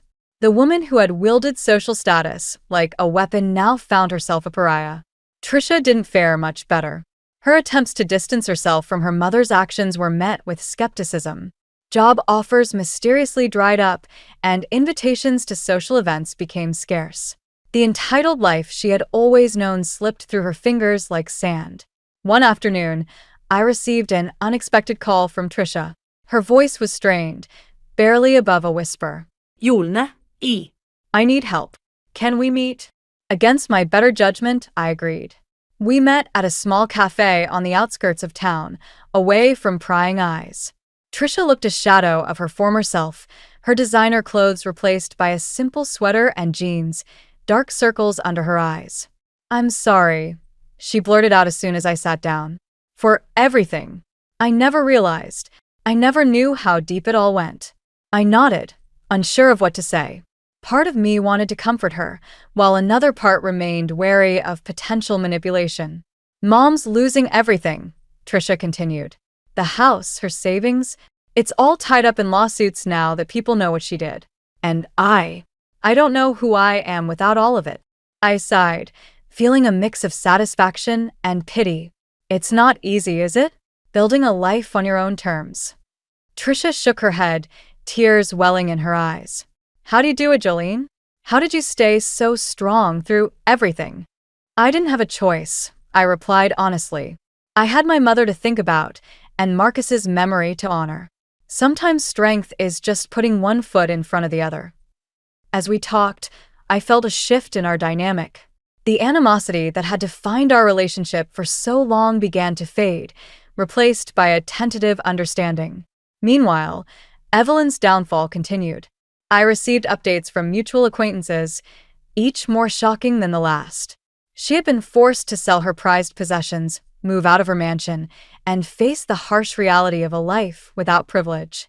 One day, I drove past her new apartment, a far cry from her former residence. I saw her through the window, alone and diminished. For a moment, our eyes met, and I saw a flicker of the formidable woman she once was, quickly replaced by defeat. In that instant, I made a decision that surprised even me. I parked the car and walked to her door. When she answered, the shock on her face was palpable. Jolene, what are you doing here?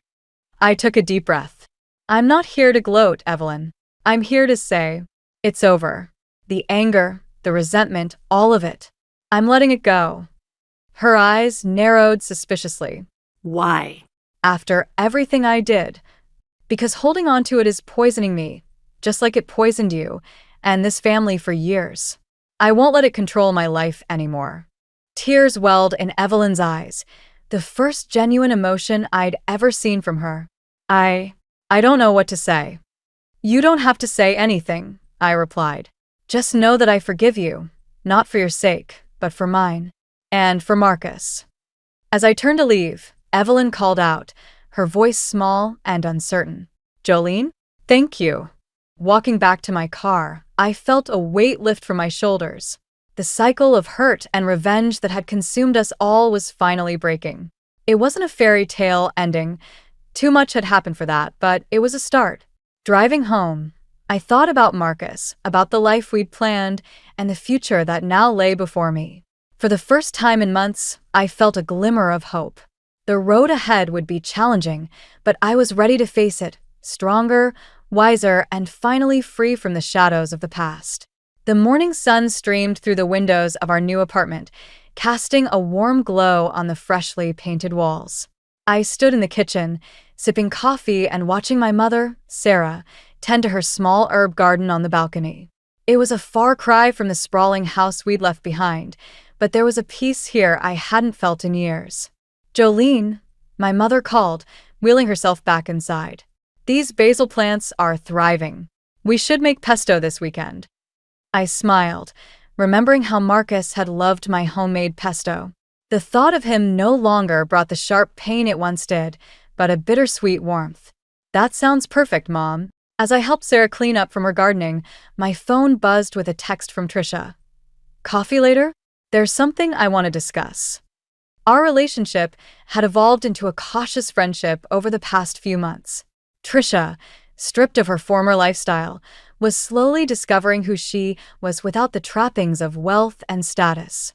I'd been surprised to find a genuinely kind person emerging from beneath the entitled exterior. Go ahead, Sarah encouraged, noticing my hesitation. I'll be fine here. Maybe I'll finally finish that mystery novel. At the cafe, Trisha looked nervous but determined. I've been thinking a lot about what you said about putting one foot in front of the other, she began. And I've made a decision. I'm going back to school to become a social worker. I blinked in surprise. Wow, Trisha, that's unexpected. She nodded, a small smile playing on her lips. I know, but after everything that happened, I realized I want to help people who are struggling, who feel trapped like I did. Maybe I can make amends for some of the hurt I caused. As we talked, I felt a surge of pride for Trisha's growth. It was a reminder that people could change, could find redemption if given the chance. Later that evening, as I prepared dinner for Sarah and myself, I found myself reflecting on the journey that had brought us here. The pain, the betrayal, the moments of despair, they had all led to this new beginning. You seem lost in thought, Sarah observed as we ate. I nodded, trying to put my feelings into words. I was just thinking about how different everything is now. A year ago, I thought I had it all figured out. And then life happened. Sarah finished gently. Yeah, I agreed. But you know what? I think I'm stronger for it.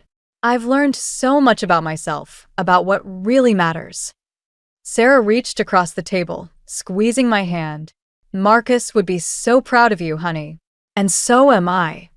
That night, unable to sleep, I found myself on the balcony, gazing at the stars. I thought about Marcus, about the life we'd planned, and the future that now lay before me. For the first time, I felt truly at peace with the path ahead. A soft breeze carried the scent of the herbs from Sarah's garden, and with it came a sudden realization. True strength wasn't about winning battles or exacting revenge. It was about letting go, about finding the courage to build something new from the ashes of the old. I thought about Evelyn, alone in her small apartment, stripped of the power she'd wielded for so long. I thought about Trisha, embarking on a new path of service and redemption. And I thought about myself, standing here on this balcony, finally free from the shadows that had haunted me for so long. In that moment, I made a silent promise to Marcus, to my mother, and to myself. I would embrace this new beginning with open arms. I would honor the lessons of the past without being bound by them. And most importantly, I would live each day with the kindness and compassion that Marcus had always embodied. As I turned to go back inside, I felt a sense of lightness I hadn't experienced in years. The future was uncertain, but for the first time in a long time, I was excited to face it. Whatever challenges lay ahead, I knew I had the strength to meet them head-on. Tomorrow would bring new opportunities, new connections, and new ways to grow. And I was ready for all of it. The wounds of the past were healing, and in their place, a quiet hope was blossoming. This wasn't just a new chapter, it was a whole new story, waiting to be written. The community garden bustled with activity as I knelt beside my plot, gently tending to the tomato plants. A year had passed since we'd moved to this new neighborhood, and the garden had become my sanctuary. "Those tomatoes are coming along nicely, Jolene," called Mrs. Chun, my elderly neighbor. Her warm smile reminded me of the kindness I'd found in this place.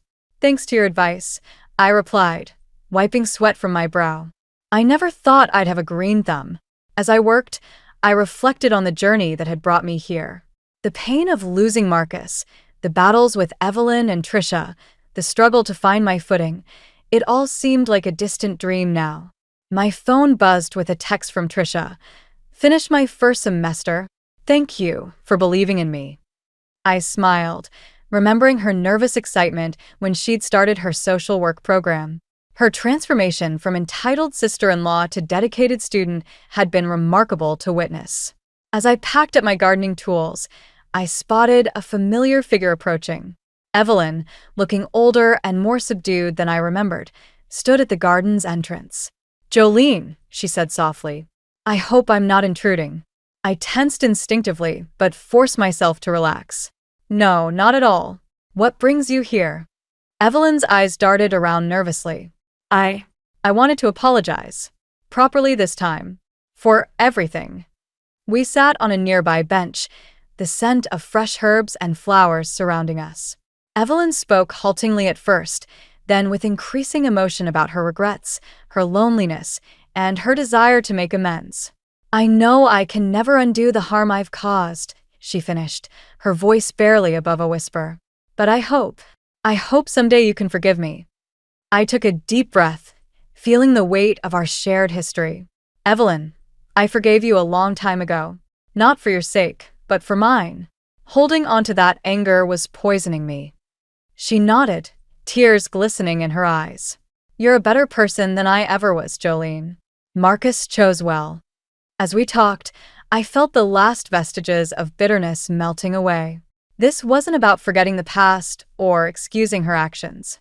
It was about choosing to move forward with compassion and understanding. Later that evening, I sat with my mother on our small balcony, watching the sunset paint the sky in vibrant hues. "You seem lighter," Sarah observed, squeezing my hand. "Like you finally let go of something heavy." I nodded, feeling a sense of peace wash over me. "I think I have, Mom. I think I finally have." As the stars began to twinkle in the darkening sky, I thought about Marcus. Not with the sharp pain of loss, but with a gentle warmth of remembrance. I imagined him smiling down on us, proud of the strength and resilience we'd shown. "You know," I said to my mother, "I think I'm ready to start volunteering at that youth center Trisha mentioned. Maybe share some of the lessons I've learned." Sarah beamed at me. "That sounds wonderful, honey. Marcus would be so proud of you." In that moment, surrounded by the gentle night and the love of my mother, I felt truly at peace. The journey had been long and painful, but it had led me here, to a place of serenity, purpose, and hope. I thought about the community I'd built, the friendships I'd forged, and the inner strength I'd discovered. The ghosts of the past no longer haunted me. Instead, they served as reminders of how far I'd come and the wisdom I'd gained. As I gazed at the stars, I made a silent promise to myself and to Marcus's memory. I would live each day with kindness and compassion. I would cherish the relationships that uplifted me and let go of those that didn't serve me. And most importantly, I would never forget the power of forgiveness, not just for others, but for myself. The future stretched out before me, full of possibilities. For the first time in years, I felt truly excited about what lay ahead. Whatever challenges came my way, I knew I had the strength to face them. This wasn't just an ending. It was a new beginning, rich with promise and potential. And I was ready to embrace it with open arms. The doorbell chimed, shattering the fragile peace I'd managed to cultivate in our home. I froze, spatula in hand, a half-flipped pancake sizzling on the griddle. It was too early for visitors, especially on a Saturday morning. "I'll get it," Kevin called from the living room, his footsteps padding towards the front door. I turned back to the stove, trying to shake off the sudden unease that gripped me. As I slid the slightly burnt pancake onto a plate, I heard a familiar voice that made my blood run cold. "Kevin, darling, surprise!" Beatrice, my mother-in-law, the last person I wanted to see on what was supposed to be a quiet weekend with my husband. I took a deep breath, plastered on a smile, and walked into the living room. There she stood, all perfectly coiffed hair and designer clothes, embracing Kevin as if she hadn't seen him in years. It had been 3 months. "Lisa," Beatrice said, her eyes narrowing as she spotted me, "I hope I'm not interrupting anything." "Not at all," I lied, my fingers tightening around the spatula. "We were just having breakfast. Would you like to join us?" Kevin shot me a grateful look, but I could see the tension in his shoulders. He knew how difficult things were between his mother and me. "That would be lovely," Beatrice said, her smile not quite reaching her eyes. "I'm famished after my flight." As we settled around the kitchen table, I couldn't help but notice how Beatrice dominated the conversation, peppering Kevin with questions about work and his social life. I might as well have been invisible. "So, any news on the baby front?" Beatrice asked suddenly, her gaze zeroing in on me. I felt my cheeks flush. "We're still trying," I managed, avoiding Kevin's eyes. Beatrice clicked her tongue. "Well, you're not getting any younger, dear. Maybe you should see a specialist." "Mom," Kevin warned, but Beatrice waved him off. "I'm just concerned," she said, reaching across the table to pat my hand. "After all, I want grandchildren while I'm still young enough to enjoy them." I pulled my hand away, anger bubbling up inside me. "We'll have children when we're ready, Beatrice. It's not a race." "Of course not," she said, her tone dripping with condescension. "I just hope you're not putting your career ahead of starting a family. That would be selfish, don't you think?" "That's enough," Kevin said firmly, standing up. "Mom, why don't we go for a walk? I'll show you the new garden Lisa's been working on." As they left, I slumped in my chair, fighting back tears. This was supposed to be our home, our safe haven. But with Beatrice here, it felt like a battlefield. I was clearing the dishes when they returned, Beatrice's voice drifting in from the hallway. "And really, Kevin, you should think about redecorating. This place could use a woman's touch." I gritted my teeth, resisting the urge to throw a plate across the room. Instead, I marched into the living room, where Beatrice was critically eyeing our family photos. "I decorated this house," I said, my voice steadier than I felt. "Kevin and I chose everything together." Beatrice turned, her eyebrows raised. "Oh? Well, I suppose everyone has different tastes. I just thought, since I'll be staying for a while, we could make some changes." I blinked, feeling as if the floor had dropped out from under me. "Staying? For how long?" "Well," Beatrice said, settling herself on our couch like a queen on her throne, "since your father left me, Kevin, I thought I'd come and spend some quality time with my son, and his wife, of course," she added, almost as an afterthought. I looked at Kevin, silently pleading with him to say something, anything. But he just stood there looking uncomfortable and conflicted. I need some air," I muttered, grabbing my keys and heading for the door. As I stepped outside, I heard Beatrice's voice floating after me. "My goodness, Kevin, is she always this dramatic?" I slammed the door behind me, my hands shaking as I fumbled with my car keys. This was supposed to be my home, my life. But with Beatrice here, I felt like an outsider in my own house. As I drove away, I couldn't shake the feeling that this was just the beginning of a long, difficult battle, and I wasn't sure I had the strength to fight it. I stared at the little plastic stick in my trembling hands, hardly daring to believe what I was seeing. 2 pink lines. After months of disappointment and heartache, it was finally happening. I was pregnant. "Kevin," I called out, my voice cracking with emotion. "Kevin, come here." He appeared in the doorway, his face etched with concern.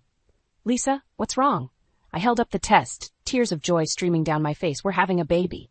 For a moment, Kevin just stood there, frozen. Then his face broke into a wide grin, and he swept me up in his arms, spinning me around the bathroom.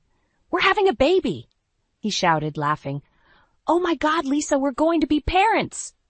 As he set me down, I caught sight of Beatrice hovering in the hallway, her expression unreadable. My heart sank a little, but I refused to let her dampen this moment. "Congratulations," she said, her voice cool. "I suppose I'll be a grandmother after all." Kevin either didn't notice her tone or chose to ignore it. "Isn't it wonderful, Mom? You're going to be a grandma." Beatrice's lips tightened into a thin smile.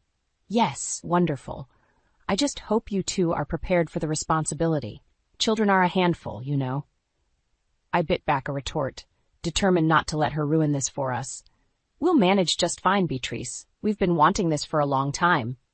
"Of course you have," she said, patting my arm condescendingly. "Well, I suppose we'll need to start planning the nursery. I have some ideas." "Actually," I interrupted, "Kevin and I would like to do that ourselves. It's our first child, after all." Beatrice's eyes narrowed. "I see. Well, I'm sure you know best." As the weeks passed, my joy at the pregnancy was constantly overshadowed by Beatrice's presence. She seemed to take every opportunity to criticize and undermine me. "Are you sure you should be eating that?" she'd ask as I reached for a cookie. "You don't want to gain too much weight. Or, I hope you're not planning on working once the baby comes. Children need their mothers at home." One afternoon, I was folding laundry when Beatrice cornered me in the bedroom. "Lisa, dear," she began, her voice sickly sweet, "I've been thinking, perhaps it would be best if I moved in permanently to help with the baby." I froze, a chill running down my spine. "That's very kind of you, Beatrice, but we'll be fine on our own." She laughed, a sharp, brittle sound. "Oh, you have no idea what you're in for. Trust me, you'll need the help. And who better than an experienced mother?" "I appreciate the offer," I said, trying to keep my voice steady, "but Kevin and I want to do this ourselves." Beatrice's face hardened. "I see. Well, don't come crying to me when you're overwhelmed and exhausted. I'm only trying to help." That night, I lay awake long after Kevin had fallen asleep, my hand resting on my growing belly. I should have been excited about the future, but all I felt was dread. The next morning, I woke to the sound of Beatrice's voice, shrill and angry, coming from the kitchen. I crept downstairs, pausing outside the door to listen. "I'm telling you, Kevin, she's not fit to be a mother," Beatrice was saying. "She's too selfish, too career-oriented. The baby will suffer." My heart pounded as I waited for Kevin to defend me, but his response made my blood run cold. "I know, Mom," he sighed. "I'm worried, too. Maybe you're right about moving in." I stumbled back, my hand flying to my mouth to stifle a sob. This was supposed to be the happiest time of our lives, but instead, it felt like everything was falling apart. As I stood there, tears streaming down my face, I made a decision. I couldn't bring my child into this toxic environment. I needed to get out, to find somewhere safe and nurturing for both of us. With shaking hands, I pulled out my phone and dialed my mother's number. "Mom," I whispered when she answered. "I need your help. I can't stay here anymore." The familiar scent of my mother's lavender-scented candles washed over me as I stepped into my childhood home. My parents' worried faces greeted me, and I felt a wave of relief crash over me. "Oh, sweetheart," Mom said, pulling me into a tight hug. "We're so glad you're here." Dad took my suitcase, his brow furrowed with concern. "Are you sure about this, Lisa? Have you really thought it through?" I nodded, my hand instinctively moving to my swollen belly. "I can't stay there anymore, Dad. It's not good for me or the baby." As we settled in the living room, I recounted the past few months, Beatrice's constant criticism, Kevin's increasing distance, and the suffocating atmosphere that had taken over our home. "I just don't understand," Mom said, shaking her head. "How could Kevin let his mother treat you like that?" I sighed, feeling the weight of disappointment settle on my shoulders. He's always been close to her, but lately, it's like he can't see how toxic she is. Dad leaned forward, his eyes serious. "Lisa, you know you can stay here as long as you need. We'll help you figure this out." Tears welled up in my eyes. "Thanks, Dad. I don't know what to do next." The weeks that followed were a stark contrast to the tension-filled days at my own home. Mom fussed over me, making sure I ate well and rested. Dad spent hours assembling a crib in the spare room, whistling as he worked. But the peace was shattered one afternoon when my phone rang, Kevin's name flashing on the screen. "Where are you?" he demanded, his voice tight with anger. "Mom said you just left without a word." I took a deep breath, steeling myself. "I'm at my parents'. Kevin, I couldn't stay there anymore. The way your mother treats me, the way you've been acting, it's not healthy for me or the baby." There was a long pause. When Kevin spoke again, his voice was cold. "You're overreacting. Mom's just trying to help. You need to come home now." "No," I said, surprised by the firmness in my voice. "I'm staying here until we can figure this out, without your mother's interference." Kevin's response was cut off by Beatrice's shrill voice in the background. "Is that her? Let me talk to her." Before I could protest, Beatrice was on the line. "Lisa, this is ridiculous. You're upsetting Kevin and endangering your child with this selfish behavior. Come home immediately." I ended the call, my hands shaking. Mom found me a few minutes later, curled up on the bed, sobbing. "Oh, honey," she soothed, stroking my hair. "It's going to be okay." But as the days turned into weeks and Kevin's calls became less frequent and more hostile, I began to wonder if anything would ever be okay again. Then, on a crisp autumn morning, I felt the first contractions. Mom drove me to the hospital, her usual calm demeanor tinged with excitement. "Have you called Kevin?" she asked as we waited for the doctor. I shook my head, guilt and sadness warring inside me. I don't think he'd come anyway." Hours later, as I held my newborn son in my arms, I felt a surge of love and protectiveness unlike anything I'd ever experienced. "Hello, James," I whispered, tracing his tiny features with my finger. "I promise I'll always keep you safe." As James slept in the hospital bassinet beside me, I made a decision. I couldn't go back to that house, to the toxicity and manipulation. My son deserved better. I deserved better. With trembling fingers, I picked up my phone and dialed Kevin's number. It went straight to voicemail. "Kevin," I said, my voice stronger than I felt. "I've had the baby, a boy. His name is James. I'm not coming back. I can't expose our son to that environment. If you want to be part of his life, it'll have to be on different terms." As I ended the call, I felt a strange mix of sadness and relief. I had no idea what the future held, but I knew one thing for certain. I would do whatever it took to give James the loving, peaceful home he deserved. 6 months had passed since James was born, and I finally felt ready to face Kevin and reclaim my life. With my parents' encouragement and James securely strapped in his car seat, I drove back to the house I once called home. As I pulled into the driveway, my heart raced. The garden I'd lovingly tended was overgrown, and Kevin's car was nowhere in sight. Something felt off.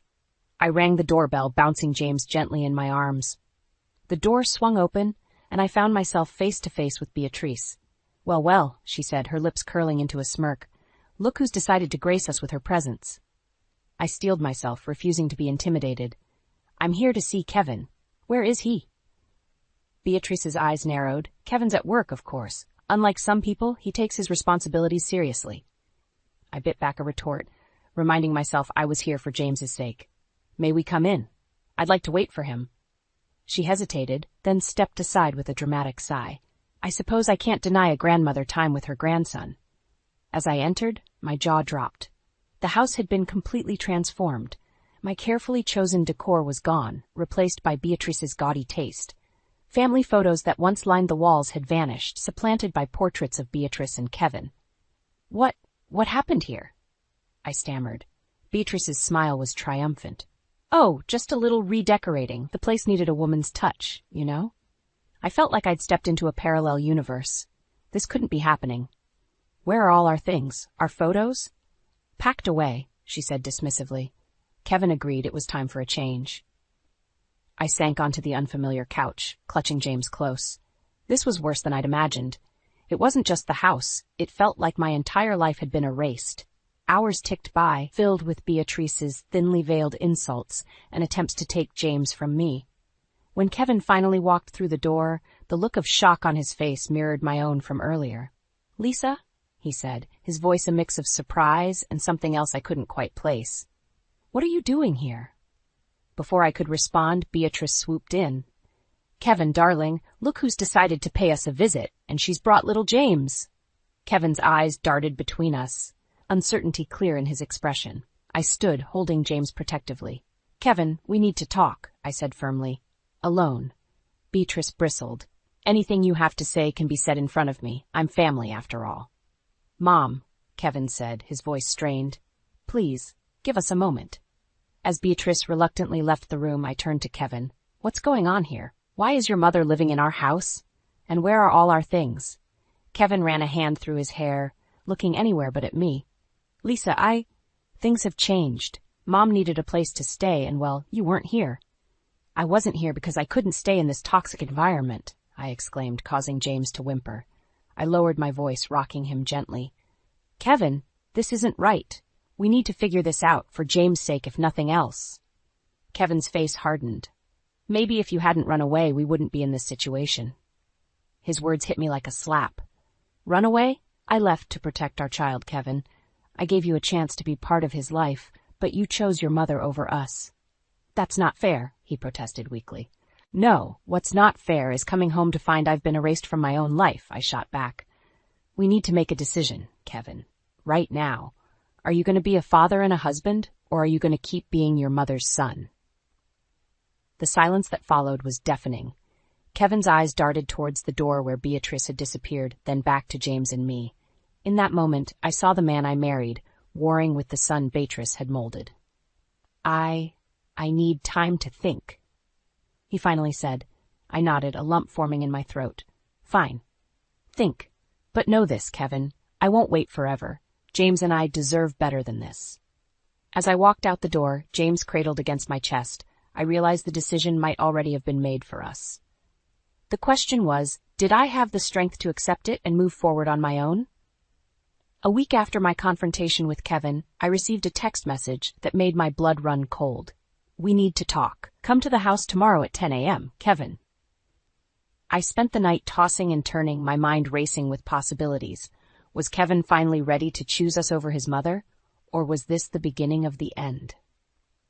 The next morning, I arrived at the house with James, my heart pounding. As I walked up the driveway, I noticed Kevin's car was gone, but Beatrice's was there. A sense of dread washed over me. I rang the doorbell, and Beatrice answered, her face a mask of false sympathy. "Oh, Lisa, come in, dear. Kevin's just stepped out for a moment." As I entered the living room, I froze. Scattered across the coffee table were stacks of papers, legal documents. My eyes caught phrases like custody agreement and division of assets. "What is this?" I demanded, clutching James closer to my chest. Beatrice's smile was cold. "Kevin's decided it's time to make things official. He's filing for divorce." The room spun around me. "No," I whispered. "He wouldn't do this without talking to me first." "Oh, but he has," Beatrice said, her voice dripping with satisfaction. "He's realized what's best for everyone, especially little James." At the mention of my son's name, I snapped back to reality. "What do you mean?" Beatrice picked up one of the documents. "Kevin's seeking full custody. After all, a child needs stability, and you've been, well, let's say unreliable." Rage boiled up inside me. "Unreliable? I left to protect my son from this toxic environment. Where's Kevin? I need to speak with him now." As if on cue, the front door opened, and Kevin walked in. His face was a mixture of guilt and determination. "Lisa," he said, avoiding my eyes, "I see Mom's told you about the papers." I marched up to him, James still in my arms. "How could you do this, Kevin? How could you take our son away from me?" Kevin's jaw clenched. "It's for the best, Lisa. You're not stable enough to raise him on your own." "Not stable?" I nearly shouted, causing James to whimper. I lowered my voice, rocking him gently. "I'm the one who's been there for him every day. I'm the one who's been protecting him from this madness." Beatrice stepped between us. Now, let's not make a scene. Kevin's made his decision. It's time for you to leave, Lisa, and leave James here where he belongs." Something inside me snapped. I took a step back, my eyes darting between Kevin and Beatrice. "No," I said, my voice steady and firm. "No, I won't let you do this." Kevin reached for James. "Lisa, don't make this harder than it needs to be." I dodged his grasp, backing towards the door. "You want to take my son? You'll have to go through me first." Beatrice's face contorted with rage. "You ungrateful little—" "Enough!" I shouted, surprising even myself with the force of my voice. "I'm leaving now with my son. If you want to fight me, Kevin, we'll do it in court. But I promise you, I will not let you or your mother destroy our family without a fight. As I turned to leave, Kevin called out, his voice wavering. Lisa, please, think about what you're doing. I paused at the door, looking back at the man I once loved, now a stranger to me. I am thinking, Kevin. For the first time in years, I'm thinking clearly.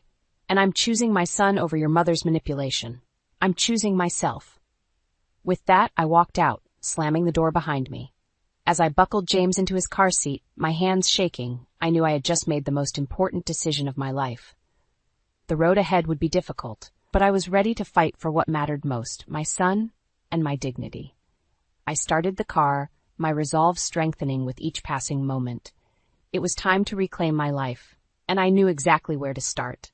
I pulled out my phone and dialed a number I should have called long ago. Hello, is this the office of Johnson & Associates Family Law? I need to speak with a divorce attorney immediately. The day I filed for divorce felt like the end and the beginning of everything. My hands shook as I signed the papers, but my resolve was ironclad. As I left the lawyer's office, I felt a weight lift off my shoulders, only to be replaced by a new one, the fight that lay ahead. I wasn't prepared for Kevin's response. Instead of contesting the divorce, he agreed almost immediately. His eagerness to end our marriage cut deeper than I expected, but it was his counter-proposal that truly blindsided me. He wants what? I gasped, staring at my lawyer in disbelief. She sighed, pushing the document across the desk.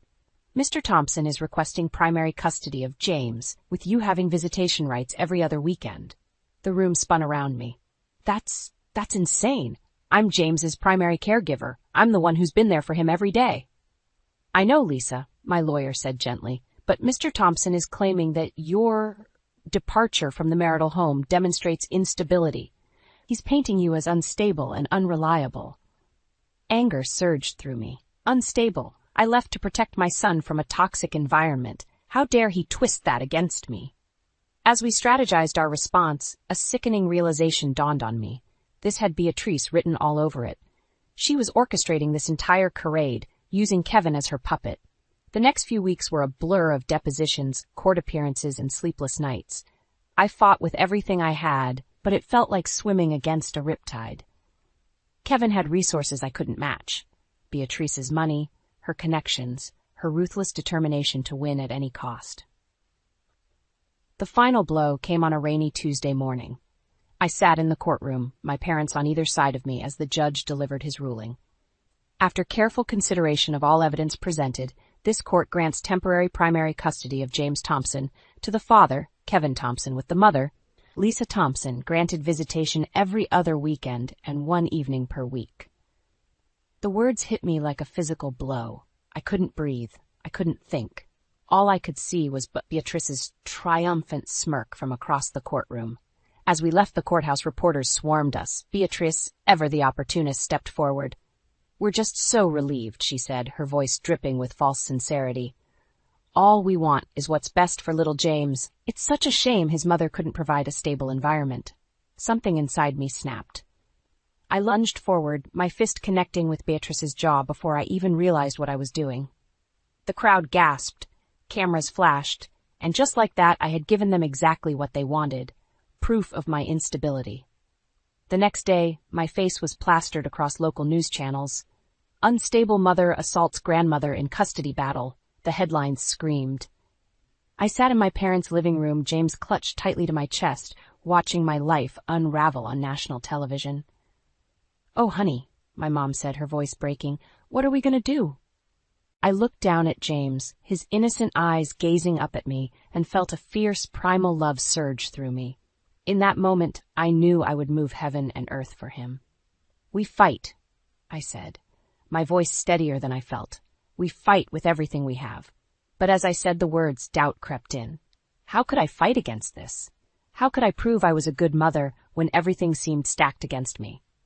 As if sensing my distress, James reached up and touched my cheek. His tiny gesture of love broke something inside me.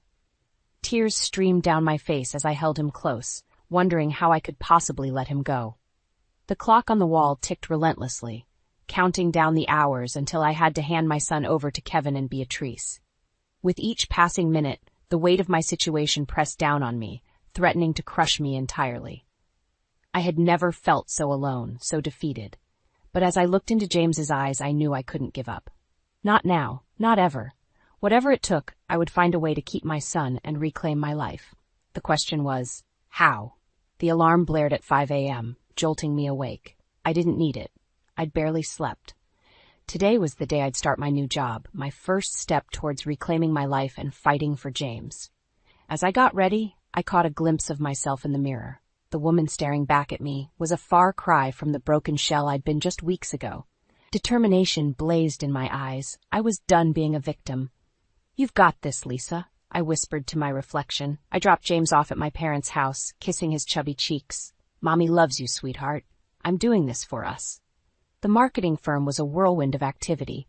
My new boss, Sarah, was impressed by my eagerness to learn and take on extra tasks. "Keep this up," she said, "and you'll go far here." For the first time in months, I felt a glimmer of hope. I could do this. I could build a stable life for James and me. But my newfound confidence was shattered when I received a call from my lawyer during lunch. "Lisa, we have a problem," she said, her voice tense. "Kevin's filed a motion to reduce your visitation rights. He's claiming your new job interferes with James's routine." The world tilted on its axis. What?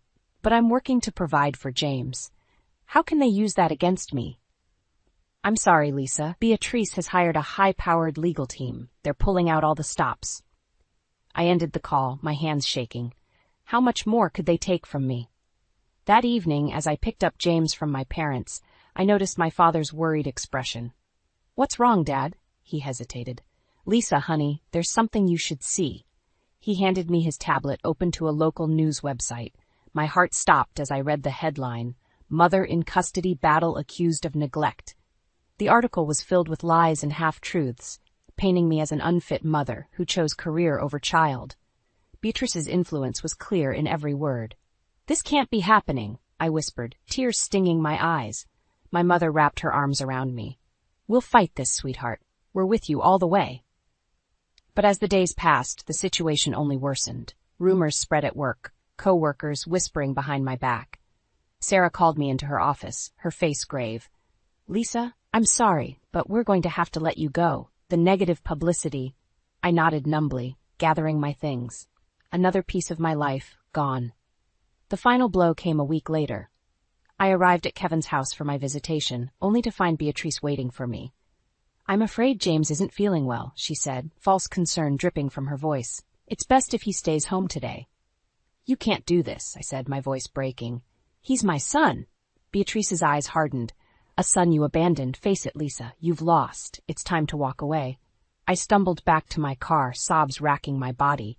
How had it come to this? I'd lost my husband, my job, and now they were trying to take my son. As I drove aimlessly, my mind raced. I couldn't give up. I wouldn't. But how could I fight against such overwhelming odds? Suddenly, a memory surfaced. Something Kevin had once mentioned about Beatrice's past, a secret she'd been desperate to keep hidden. I pulled over, my heart pounding. It was a long shot, but it might be my only chance. With trembling fingers, I dialed a number I never thought I'd call. "Hello?" A gruff voice answered. I took a deep breath. "Dennis? This is Lisa, Kevin's wife. I need your help." There was a long pause. Then, "I've been waiting for this call. It's time Beatrice faced the truth." As I hung up, a mix of hope and fear surged through me. I was about to unleash a storm that could destroy everything. But for James, I'd risk it all. Tomorrow I'd make my final stand. Win or lose, nothing would ever be the same again. The doorbell rang, shattering the tense silence in my parents' living room. I took a deep breath, steeling myself for what was to come. Dennis stood beside me, a folder clutched tightly in his hands. "Are you ready?" he asked, his voice gruff but kind. I nodded, my heart pounding. "As I'll ever be."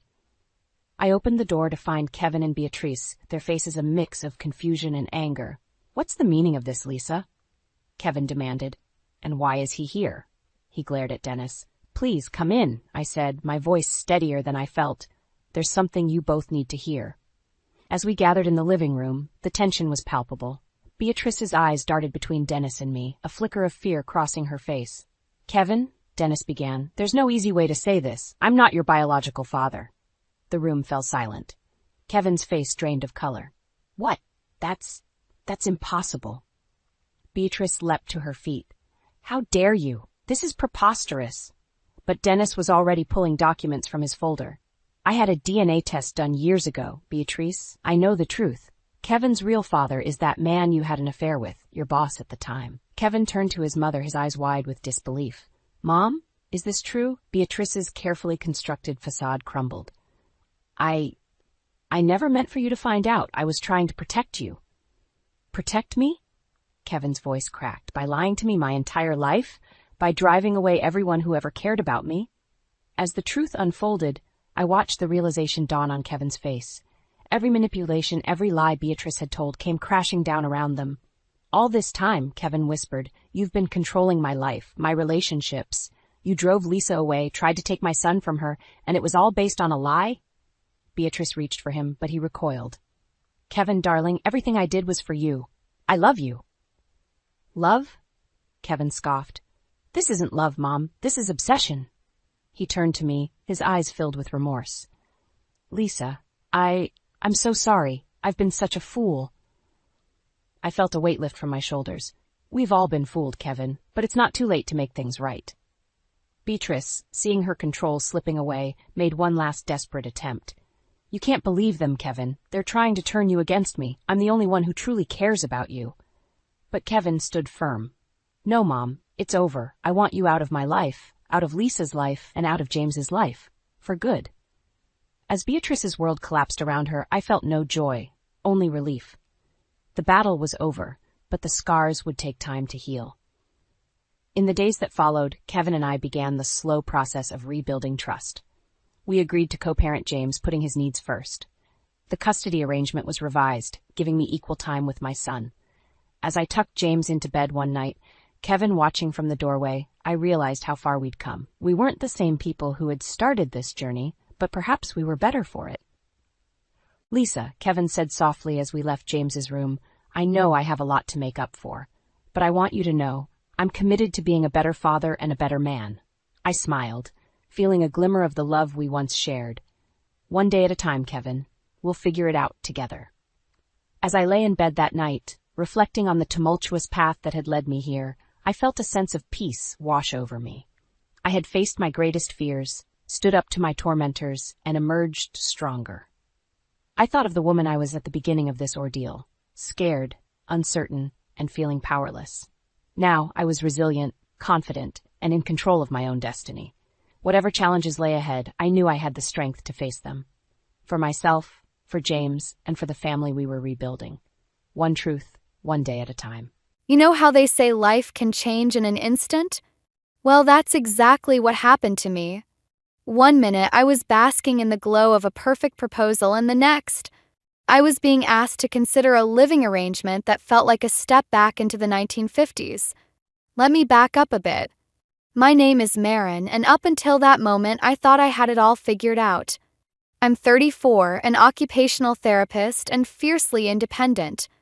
I've always prided myself on being able to balance my career and my personal life. But then Ethan, my charming and sometimes frustratingly loyal fiancé, threw a curveball I didn't see coming.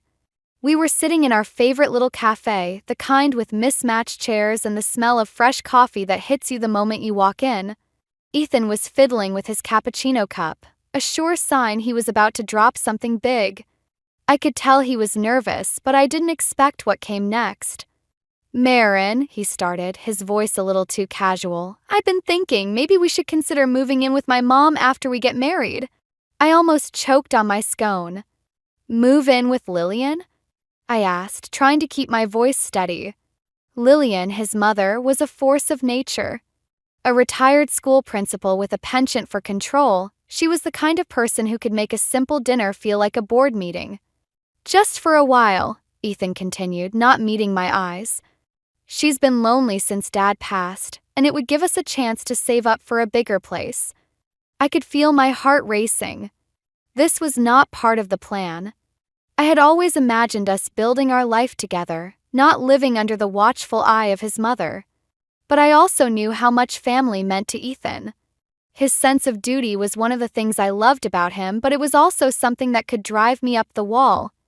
I took a deep breath, trying to find the right words.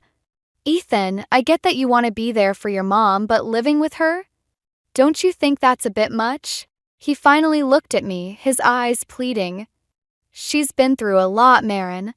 And it wouldn't be forever. Just until she's back on her feet. There it was, the conflict that had been simmering beneath the surface. Ethan's loyalty to his family versus my need for independence. I could feel the tension building, like a storm about to break. Okay, I said slowly, how about a compromise? We could find a place nearby. That way, we're close enough to help but still have our own space. Ethan nodded, relief washing over his face. Yeah, that could work. I'll talk to her about it. Despite the uneasy truce, I couldn't shake the feeling that this was just the beginning. Lillian wasn't the type to let go easily, and I had a sinking suspicion that moving nearby wouldn't be enough to keep her at bay. As we left the cafe, I noticed Ethan's phone buzzing on the table. It was a text from Lillian. I didn't mean to look, but the words jumped out at me. Make sure she understands what's at stake. I felt a chill run down my spine. What exactly did she mean by that? It was an unsettling thought, and one I couldn't ignore. Back at home, I tried to push the conversation with Ethan to the back of my mind, but it lingered like a shadow. I busied myself with work, hoping that diving into my patient's progress reports would distract me. But every time I glanced at the clock, I was reminded of the ticking time bomb that was our living arrangement. Later that night, as I lay in bed next to Ethan, I couldn't help but wonder what else Lillian might have up her sleeve. Was this just about loneliness, or was there something deeper at play? I had a feeling I was about to find out. And that's how it all began. A simple suggestion that spiraled into something much more complicated. I knew I had to keep my wits about me because in this family drama, nothing was as it seemed. As I drifted off to sleep, I couldn't shake the feeling that this was just the tip of the iceberg. The next few weeks felt like navigating a minefield. Ethan and I found a small apartment close to Lillian's house, a compromise that seemed to appease everyone on the surface. But beneath the polite smiles and forced pleasantries, tension simmered. It started with Lillian's frequent visits. She had a knack for showing up unannounced, always with some excuse. I was just in the neighborhood, she'd say, holding a casserole dish like a peace offering. But there was always something else, an opinion on our furniture arrangement, a comment on my choice of career. Her words, though wrapped in sweetness, carried a sting. One evening, we had Lillian over for dinner. I was in the kitchen, chopping vegetables, when she wandered in, her eyes scanning the room like she was taking inventory. So, Marin, she began, her voice casual, are you still working those long hours? Must be tough balancing that with home life. I could feel the muscles in my jaw tighten. I manage, I replied, trying to keep my tone light. I love what I do, and Ethan's really supportive. Lillian raised an eyebrow, a small smile playing on her lips. Of course, but family is important too.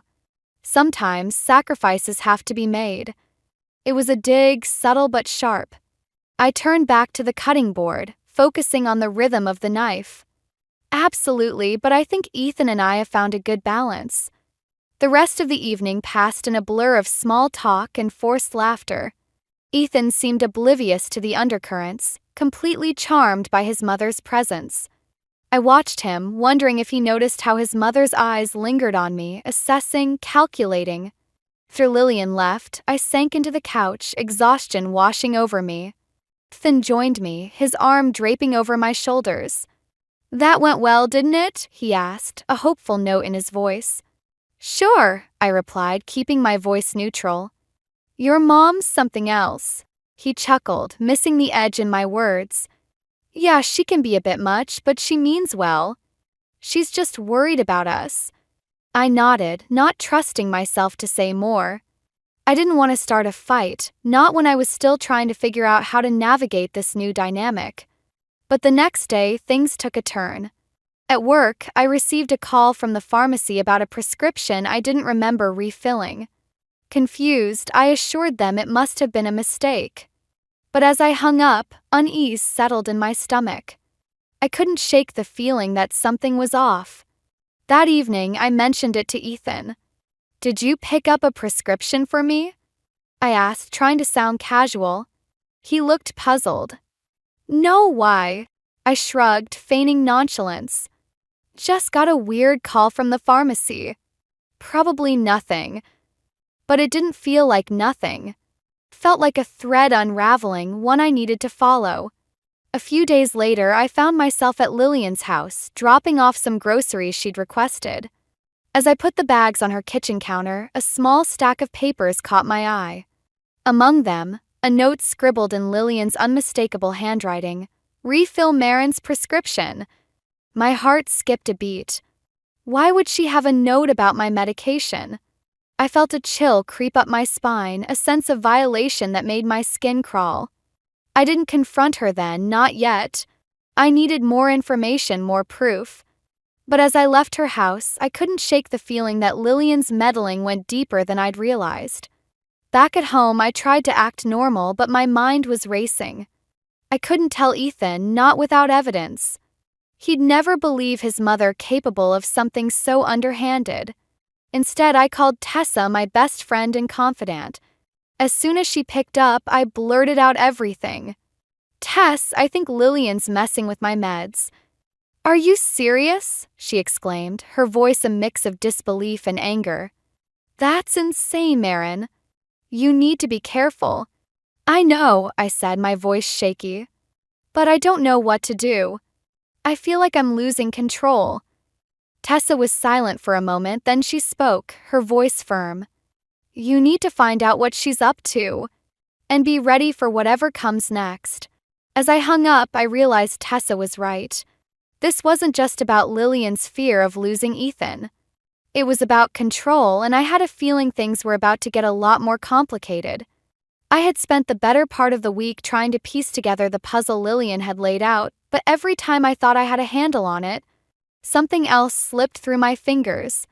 The tension was palpable, like a storm about to break, and I could feel my patience wearing thin.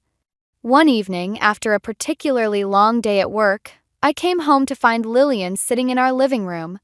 Her presence was like a cold draft, uninvited and unsettling. Ethan was in the kitchen, oblivious to the unease that her visits always brought. "Hello, Marin," Lillian said, her voice smooth as silk. "I hope you don't mind. I thought I'd surprise you both with dinner." I forced a smile, though my jaw felt tight. "Of course not, Lillian. It's always nice to have company." She nodded, her eyes glinting with something I couldn't quite place. "I was just telling Ethan how proud I am of him. He's been working so hard." I glanced at Ethan, who was busy stirring a pot on the stove. "He has," I agreed, trying to keep my voice neutral. Lillian leaned back in her chair, her gaze fixed on me. "And you, Marin? How's work treating you? It must be hard balancing everything." I shrugged, unwilling to give her more ammunition. "It's busy, but I manage." She tilted her head, a small smile playing on her lips. "You know, sometimes I wonder if you're taking on too much. It's important to focus on what truly matters." There it was again, that subtle jab. I could feel my pulse quicken, but I swallowed my retort. This wasn't the time or place for a confrontation, not with Ethan right there. As we sat down to dinner, I noticed Lillian's eyes flicking between Ethan and me, as if she were gauging the distance between us. I tried to ignore it, focusing instead on the food, but it was hard to shake the feeling that she was orchestrating something. Halfway through the meal, Lillian casually mentioned, "Oh, by the way, I spoke to Dr. Harris the other day. He mentioned your last checkup went well." I froze, my fork hovering midair. Dr. Harris was my doctor, but I hadn't told anyone about my recent visit. "How did that come up?" I asked, trying to sound casual. Lillian waved a hand dismissively. "Oh, you know how small towns are. Everyone knows everyone. He was just being friendly." I forced a laugh, though my mind was racing. How did she know about my checkup? And why was she talking to my doctor? After dinner, as Lillian prepared to leave, she turned to me, her expression softening. "You know, Marin, I only want what's best for you both. Sometimes sacrifices have to be made for the greater good. I nodded, though her words felt like a veiled threat. I understand, Lillian. Thanks for dinner. Once she was gone, I turned to Ethan, who was clearing the table. Did you know your mom was talking to Dr. Harris? He shook his head, looking genuinely puzzled. No, why? I hesitated, unsure of how much to reveal. It's just strange, that's all. I didn't think they knew each other. Ethan shrugged, dismissing it as small-town gossip. She probably ran into him at the store or something. You know how she is. I nodded, though unease gnawed at me. I needed to get to the bottom of this, and soon. The next day, I decided to drop by Dr. Harris's office. As I sat in the waiting room, my mind spun with possibilities. Was Lillian meddling in my health? And if so, why? When Dr. Harris finally called me in, I wasted no time. Doctor, I know this might sound odd, but has Lillian Hawthorne been in contact with you about me? He looked surprised, then nodded slowly. She did mention you. Said she was worried about your stress levels and wanted to make sure you were taking care of yourself. I felt a chill run down my spine. Did she ask about my medications? Dr. Harris hesitated, then nodded again. She mentioned something about ensuring you were on the right track. I assumed she was just being a concerned family member. I thanked him, though my mind was a whirlwind of thoughts. Lillian was more deeply involved than I'd realized, and her interference wasn't just about Ethan. It was about control, and I was caught in her web. As I left the office, I knew I couldn't keep this from Ethan any longer. I needed to confront him to make him see what was happening. But as I walked home, I couldn't shake the feeling that this was only the beginning, and that the storm was far from over. The air in our apartment was thick with unspoken words. I knew I couldn't avoid it any longer. The evidence was mounting, and Lillian's interference had crossed a line I couldn't ignore. I had to talk to Ethan. He was sitting at the dining table, absorbed in his laptop. I took a deep breath, steadying myself for the conversation that was about to unfold. Ethan, we need to talk, I said, my voice firmer than I felt. He looked up, a hint of concern in his eyes. What's up? I sat down across from him, trying to gather my thoughts. It's about your mom. I think she's been interfering with my health. Ethan's brow furrowed. What do you mean? I hesitated, choosing my words carefully. I found out she's been talking to my doctor, asking about my medications, and there have been some discrepancies in my prescriptions. He leaned back in his chair, arms crossed. Marin, that sounds a bit extreme. Are you sure? I nodded, frustration bubbling beneath my calm exterior. I spoke to Dr. Harris. He confirmed it. She's been meddling, Ethan. Ethan sighed, rubbing the back of his neck. I'm sure she was just worried. Maybe she overstepped, but she wouldn't do anything to hurt you.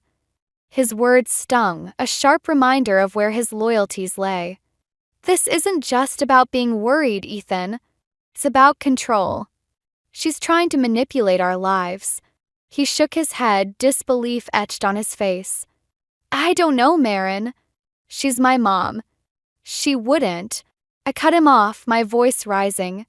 Wouldn't she? You've seen how she tries to insert herself into every decision we make. This is just another way for her to keep us under her thumb.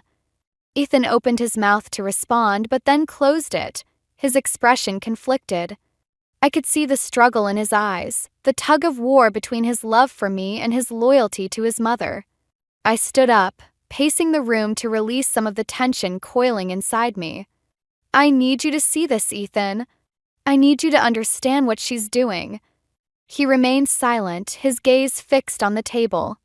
The silence stretched between us, heavy and oppressive. Finally, he spoke, his voice barely above a whisper. What do you want me to do? I stopped pacing, turning to face him. I want you to talk to her.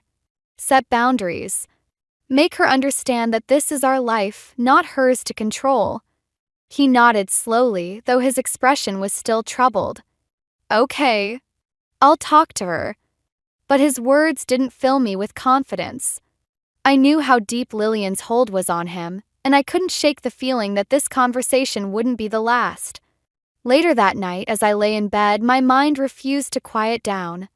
I couldn't stop replaying the day's events, the confrontation with Ethan, the look of doubt in his eyes. I felt like I was standing on the edge of a precipice, unsure of what lay below. The next morning, I decided to take matters into my own hands. If Ethan couldn't see the truth, I needed to find someone who could. Someone who knew Lillian's tactics better than anyone else. I picked up the phone and dialed a number I hadn't called in years. It rang twice before a familiar voice answered. "Hello? Oliver? It's Marin. I need your help." There was a pause, then Oliver's voice, cautious but curious. "Marin? What's going on?" I explained everything, from the proposal to Lillian's interference. As I spoke, I could hear Oliver's sharp intake of breath, the disbelief turning to understanding. "Sounds like she hasn't changed," he said, his voice tinged with bitterness. "She did the same to me, you know. Tried to control every aspect of my life until I had enough." I felt a sense of relief, knowing I wasn't alone in this. "I don't know what to do, Oliver. I love Ethan, but I can't live like this." Oliver sighed, a sound filled with empathy. "You need to protect yourself, Marin. Whatever that means for you. Don't let her dictate your life." His words resonated with me, a reminder that I had the power to change my situation. As I hung up, I felt a renewed sense of determination. I wouldn't let Lillian's manipulations define my future. But as I prepared to face whatever came next, I couldn't shake the feeling that the real battle was just beginning. And this time, I wouldn't back down. The days following my conversation with Oliver felt like a blur. I was on edge, waiting for the other shoe to drop. Ethan had promised to talk to Lillian, but I could sense his hesitation. Tension between us was a constant undercurrent, an unspoken rift growing wider with each passing day. One evening, Ethan came home later than usual, his expression weary. I was in the kitchen, attempting to distract myself with dinner preparations. The aroma of garlic and herbs filled the air, but it did little to soothe my nerves. "Hey," he said, dropping his bag by the door. "Sorry I'm late. Work was a mess." I nodded, trying to keep my tone light. "No worries. Dinner's almost ready." He wandered over, peering into the pot. "Smells great. I'm starving." We fell into a comfortable silence, the clinking of dishes the only sound between us. But I could feel the weight of the conversation we weren't having pressing down on me. Finally, I couldn't stand it any longer. "Did you talk to your mom?" Ethan stiffened, his shoulders tensing. "I did. She didn't take it well, Marin." I stopped stirring, turning to face him. "What did she say?" He hesitated, running a hand through his hair. "She got defensive. Said she was just trying to help and that you misunderstood her intentions." I let out a frustrated sigh. "Ethan, this isn't just about intentions. It's about boundaries. She's crossing them." He met my gaze, his eyes filled with conflict. "I know, but she's my mom. She's always been like this. I thought maybe she'd change, but..." His voice trailed off, and I could see the struggle etched on his face. It was a familiar dance, one I'd seen too many times before. His loyalty to Lillian was a powerful force, one that often blinded him to the truth. "I just need you to be on my side," I said softly, my voice tinged with desperation. He reached for my hand, squeezing it gently. "I am Marin. I promise I'll talk to her again." But his words felt hollow, a promise without substance. I could feel the ground shifting beneath me, the precarious balance of our relationship tipping toward a breaking point. The next day, I decided to take a walk, hoping the fresh air would clear my head. As I strolled through the park, I couldn't shake the feeling that something was about to happen, a storm gathering on the horizon. My phone buzzed in my pocket, jolting me from my thoughts. It was a message from Tessa. "Can we meet? I need to talk." I texted back, arranging to meet her at our favorite cafe. When I arrived, Tessa was already there, her expression serious. "What's up?" I asked, sliding into the seat across from her. She hesitated, then leaned forward, her voice low. "I heard something, Maren. About Lillian."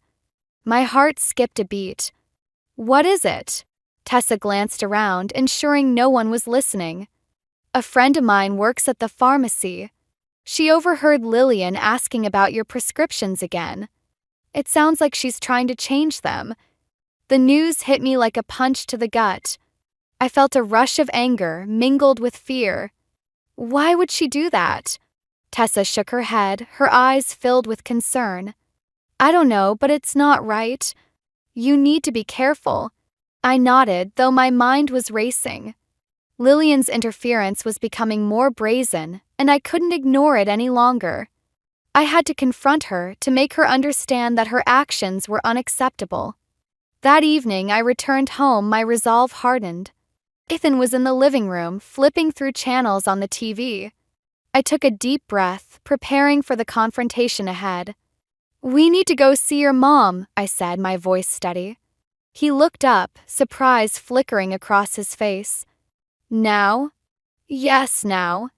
I can't keep living like this, Ethan. I need to talk to her." He hesitated, then nodded, sensing the urgency in my voice. "Okay. Let's go." The drive to Lillian's house was silent, tension crackling between us. When we arrived, I squared my shoulders, ready to face whatever lay ahead. Lillian answered the door, her expression a mix of surprise and curiosity. "Maren, Ethan." What a surprise. I met her gaze, refusing to back down. "We need to talk, Lillian." "About the prescriptions." Her eyes widened, a flash of something, guilt perhaps, crossing her face. "I don't know what you're talking about." "Yes, you do," I pressed, my voice unwavering. "I know you've been interfering and it needs to stop." Ethan stood beside me, silent but supportive. I could feel his presence, a reminder that I wasn't alone in this. Lillian's expression hardened, her facade slipping. "I was only trying to help, Maren." "You're making a mistake." "No, Lillian," I replied, my voice firm. "The mistake would be letting you continue to control our lives." As the words hung between us, I knew this was a turning point. It was time to take back control, to protect my future from Lillian's grasp. And this time I wouldn't falter. The days after confronting Lillian were a haze of tension and uncertainty. I had hoped that facing her head-on would bring some clarity, but instead it left me feeling more adrift than ever. Ethan's promise to talk to her again hung in the air, unfulfilled and weighing heavily on my mind. One evening, as I sorted through the mail, a letter caught my eye. It was addressed to Ethan, but the return address was Lillian's. Curiosity got the better of me, and I hesitated for a moment before deciding to open it. What I found inside made my heart sink.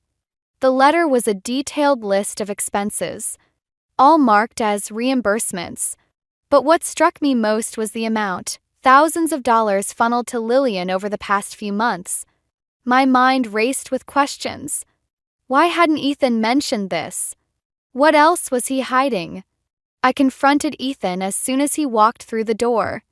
"Ethan, we need to talk. Now." He looked taken aback by the urgency in my voice. "What's going on?"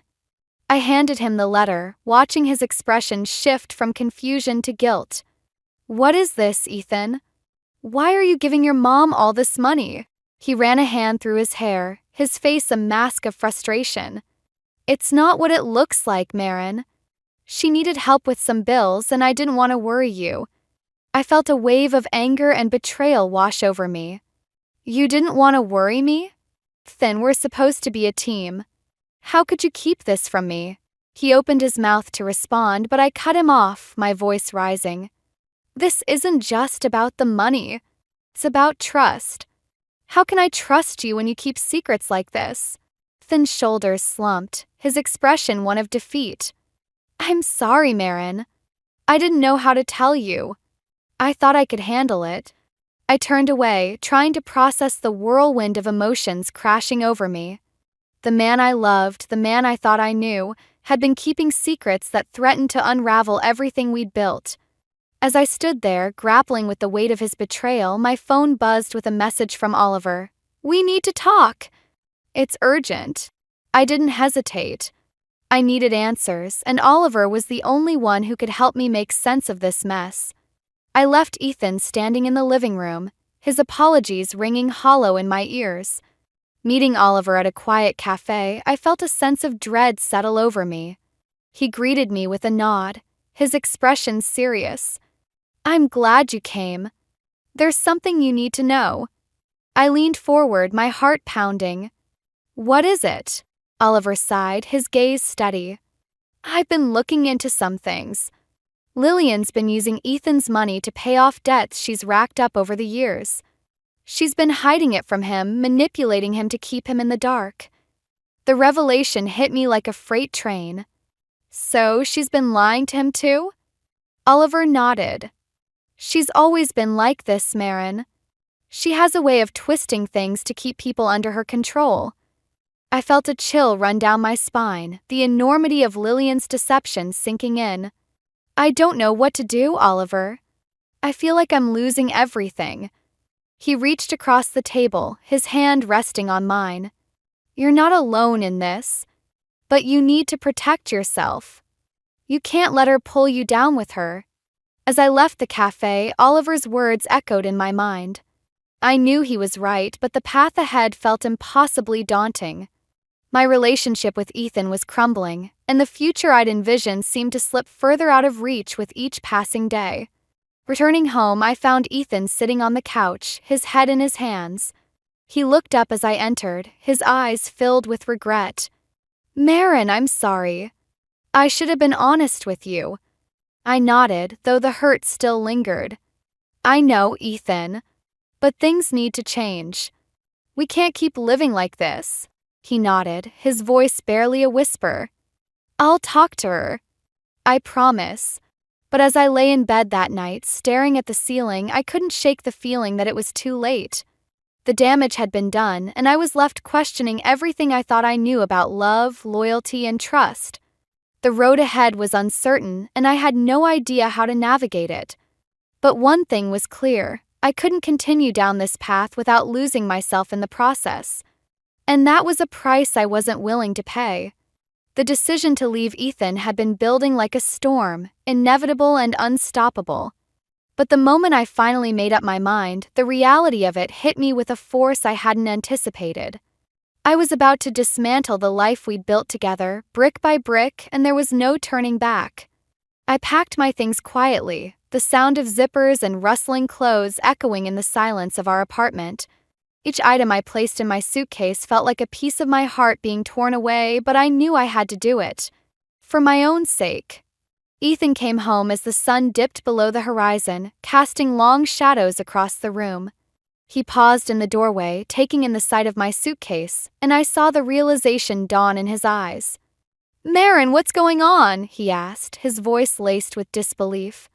I straightened, meeting his gaze with a resolve I hadn't known I possessed. "I'm leaving, Ethan. I can't do this anymore." He took a step forward, his expression a mix of confusion and desperation. "Leaving? Why? We can fix this." I shook my head, the words spilling out in a torrent. "We can't fix what's broken, Ethan.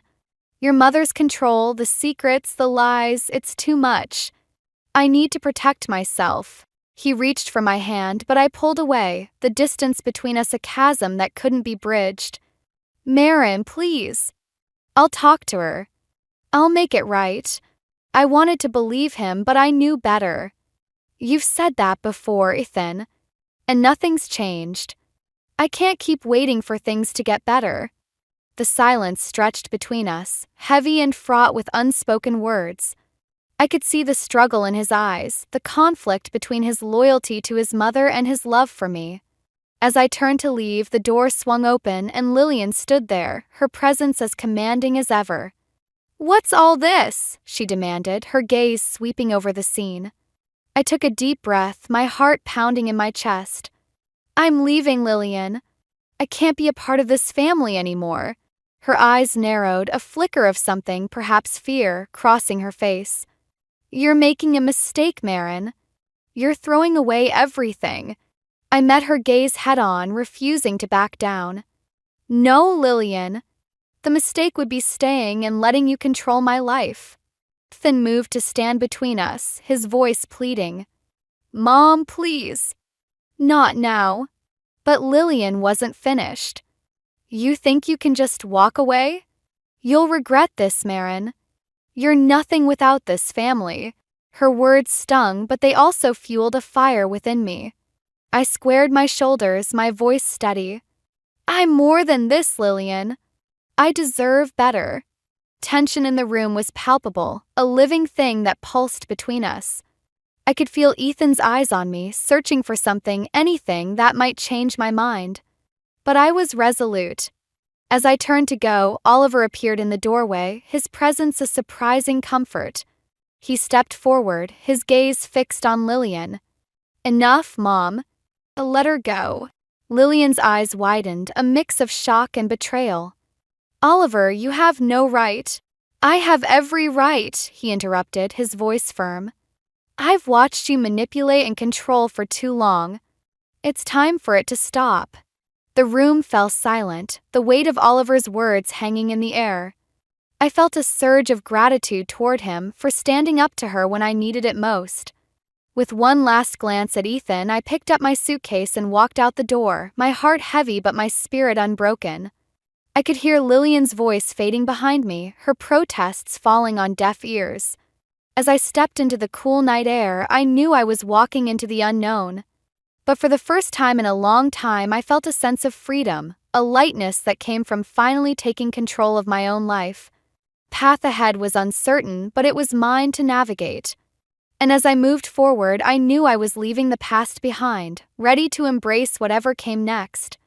Moving in with Tessa was like stepping into a different world, one where laughter and warmth replaced the tension and unease that had become so familiar. Her apartment was a haven, filled with vibrant artwork and the comforting aroma of fresh coffee. It was a place where I could finally breathe.